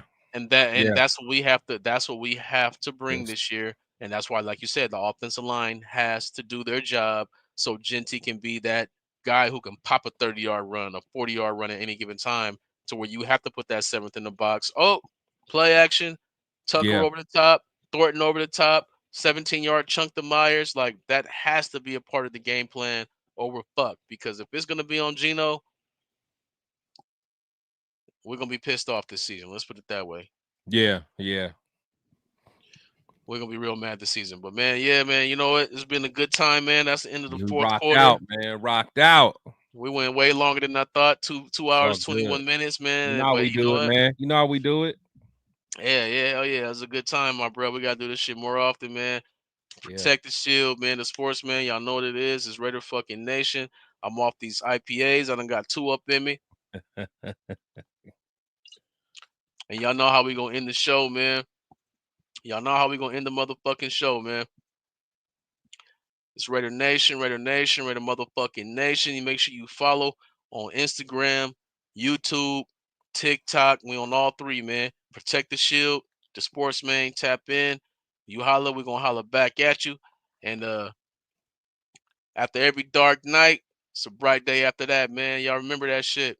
No matter what the fuck you going through. Now we're gonna go through these comments right here as we play this motherfucking exit music. Hopefully this shit play this time. And we're gonna see what the fuck's cracking, man. It's Raider fucking Nation, man. I appreciate you. Let's get it. You already know. Let's see what we got. Let's hey, we cooperating, baby. Shit, but he ain't big enough. Nigga acting like he's sick, but he ain't sick enough. Anybody call a hit and we gon' hit him up. Cause I don't give a fuck. Talking big shit, but he ain't big enough. Nigga shout out to Ruger Ralph. Prince Strader. I'll be gone for a minute, but I'm back on the scene, ho. Keep your pussy in your pants and method MC, no. Call Mr. Hammer time, I got hammer and Pico. Mama gets the west, where's the water bottle speedboat. Try to call, I put a string to let my shoulders go. Now I ain't talking Compton, bitch, I'm talking straight out of Roberto. 100 got me running through them Cougars. Shitting on them like I took the Browns to the Super Bowl. Selling California for niggas, want you, we at your door. Roll on the flock, 2 minutes top, that's the grab and go. Shoot to the gun, get the cooking, watch the barrel smoke. Put that bitch in that's a position, look at the girl go. She know I'ma beat that pussy like beating egg, yo. She know to do when it's time to do when I said so. When Missy stuck up and yes, she never said no. My final question, they asking me, but let's go. Where the strippers at, man? I feel like we need strippers right now, man. Yeah. Hey, where they supposed to be at? I can't have them over here. I'm gonna get kicked out. Yeah, they where they supposed to be. I ain't mad. They where they supposed to be, man. They supposed to be. But they ain't sick enough. Hey, this video on YouTube, y'all. Whole video, man. Y'all go check it out. Your boy got the 3rd verse, man. I'm gonna play that 3rd verse, and I'm gonna take up out of here, man. I ain't going there. Got my little chest burning. You don't wanna get shot, it be sizzling, it be burning. I used to bleed the block for this money. money that I'm earning. You wasn't outside, you know you had a curfew. Sometimes I pray to God, cause it feel like I'm cursed, dude, jacking and robbing. I even snatch purses too, it's a struggle for survival. Drink water and eat food. I know he was a cop, he thought he had me fooled. I know he was a cop, he thought he had me fooled. I know he was a cop, he thought he had me fooled. What y'all been waiting for right here, man. Go to YouTube, get your frantic, watch the video, man. Bring your boy, man. Post this shit, repost it. You know, I'm always got to clean up. Talking big shit, but he ain't big enough. Nigga acting like he's sick, but he ain't sick enough. Anybody call a hit it, we gon' hit it. Hey. All you niggas shooting dice with your life, but you got a price to pay. Going against the grain, you probably gon' pay that price today. Posted with the 4-5 toaster right by the microwave. Fully loaded, fresh off the safety, cause ain't nobody safe. That's why you see the handle bulging by the pancreas. I'd rather get caught with it than without it. I'm staying dangerous. These player hating niggas don't sleep, cause they off that angel dust. You think they playing fair in this game? Don't even lace them up. These niggas blow off your blind side with a mini 9. It costs about $350, get you in the pine. Talking out the side of your neck, or get you in the bond. Really just the price of the game, homies, so do the time. Cause I don't give a fuck. Talking big shit, but he ain't big enough. Nigga, appreciate y'all, man. TikTok, Sportsman, TikTok, chill. Instagram, protect the chill. Instagram, Sportsman. If y'all ain't subscribed to this right now, quit playing with me, man. Sub to this shit. Better protect the chill. Yes, sir. Subscribe to that shit. Hey, I got some more fire interviews coming, y'all, man. Check me out, bro. Check me out. All day. Y'all make sure y'all tap in, man. Go watch that John Joyner shit. Y'all go check it out, man. And we officially out this bitch, man. Smoke one for the nation. One.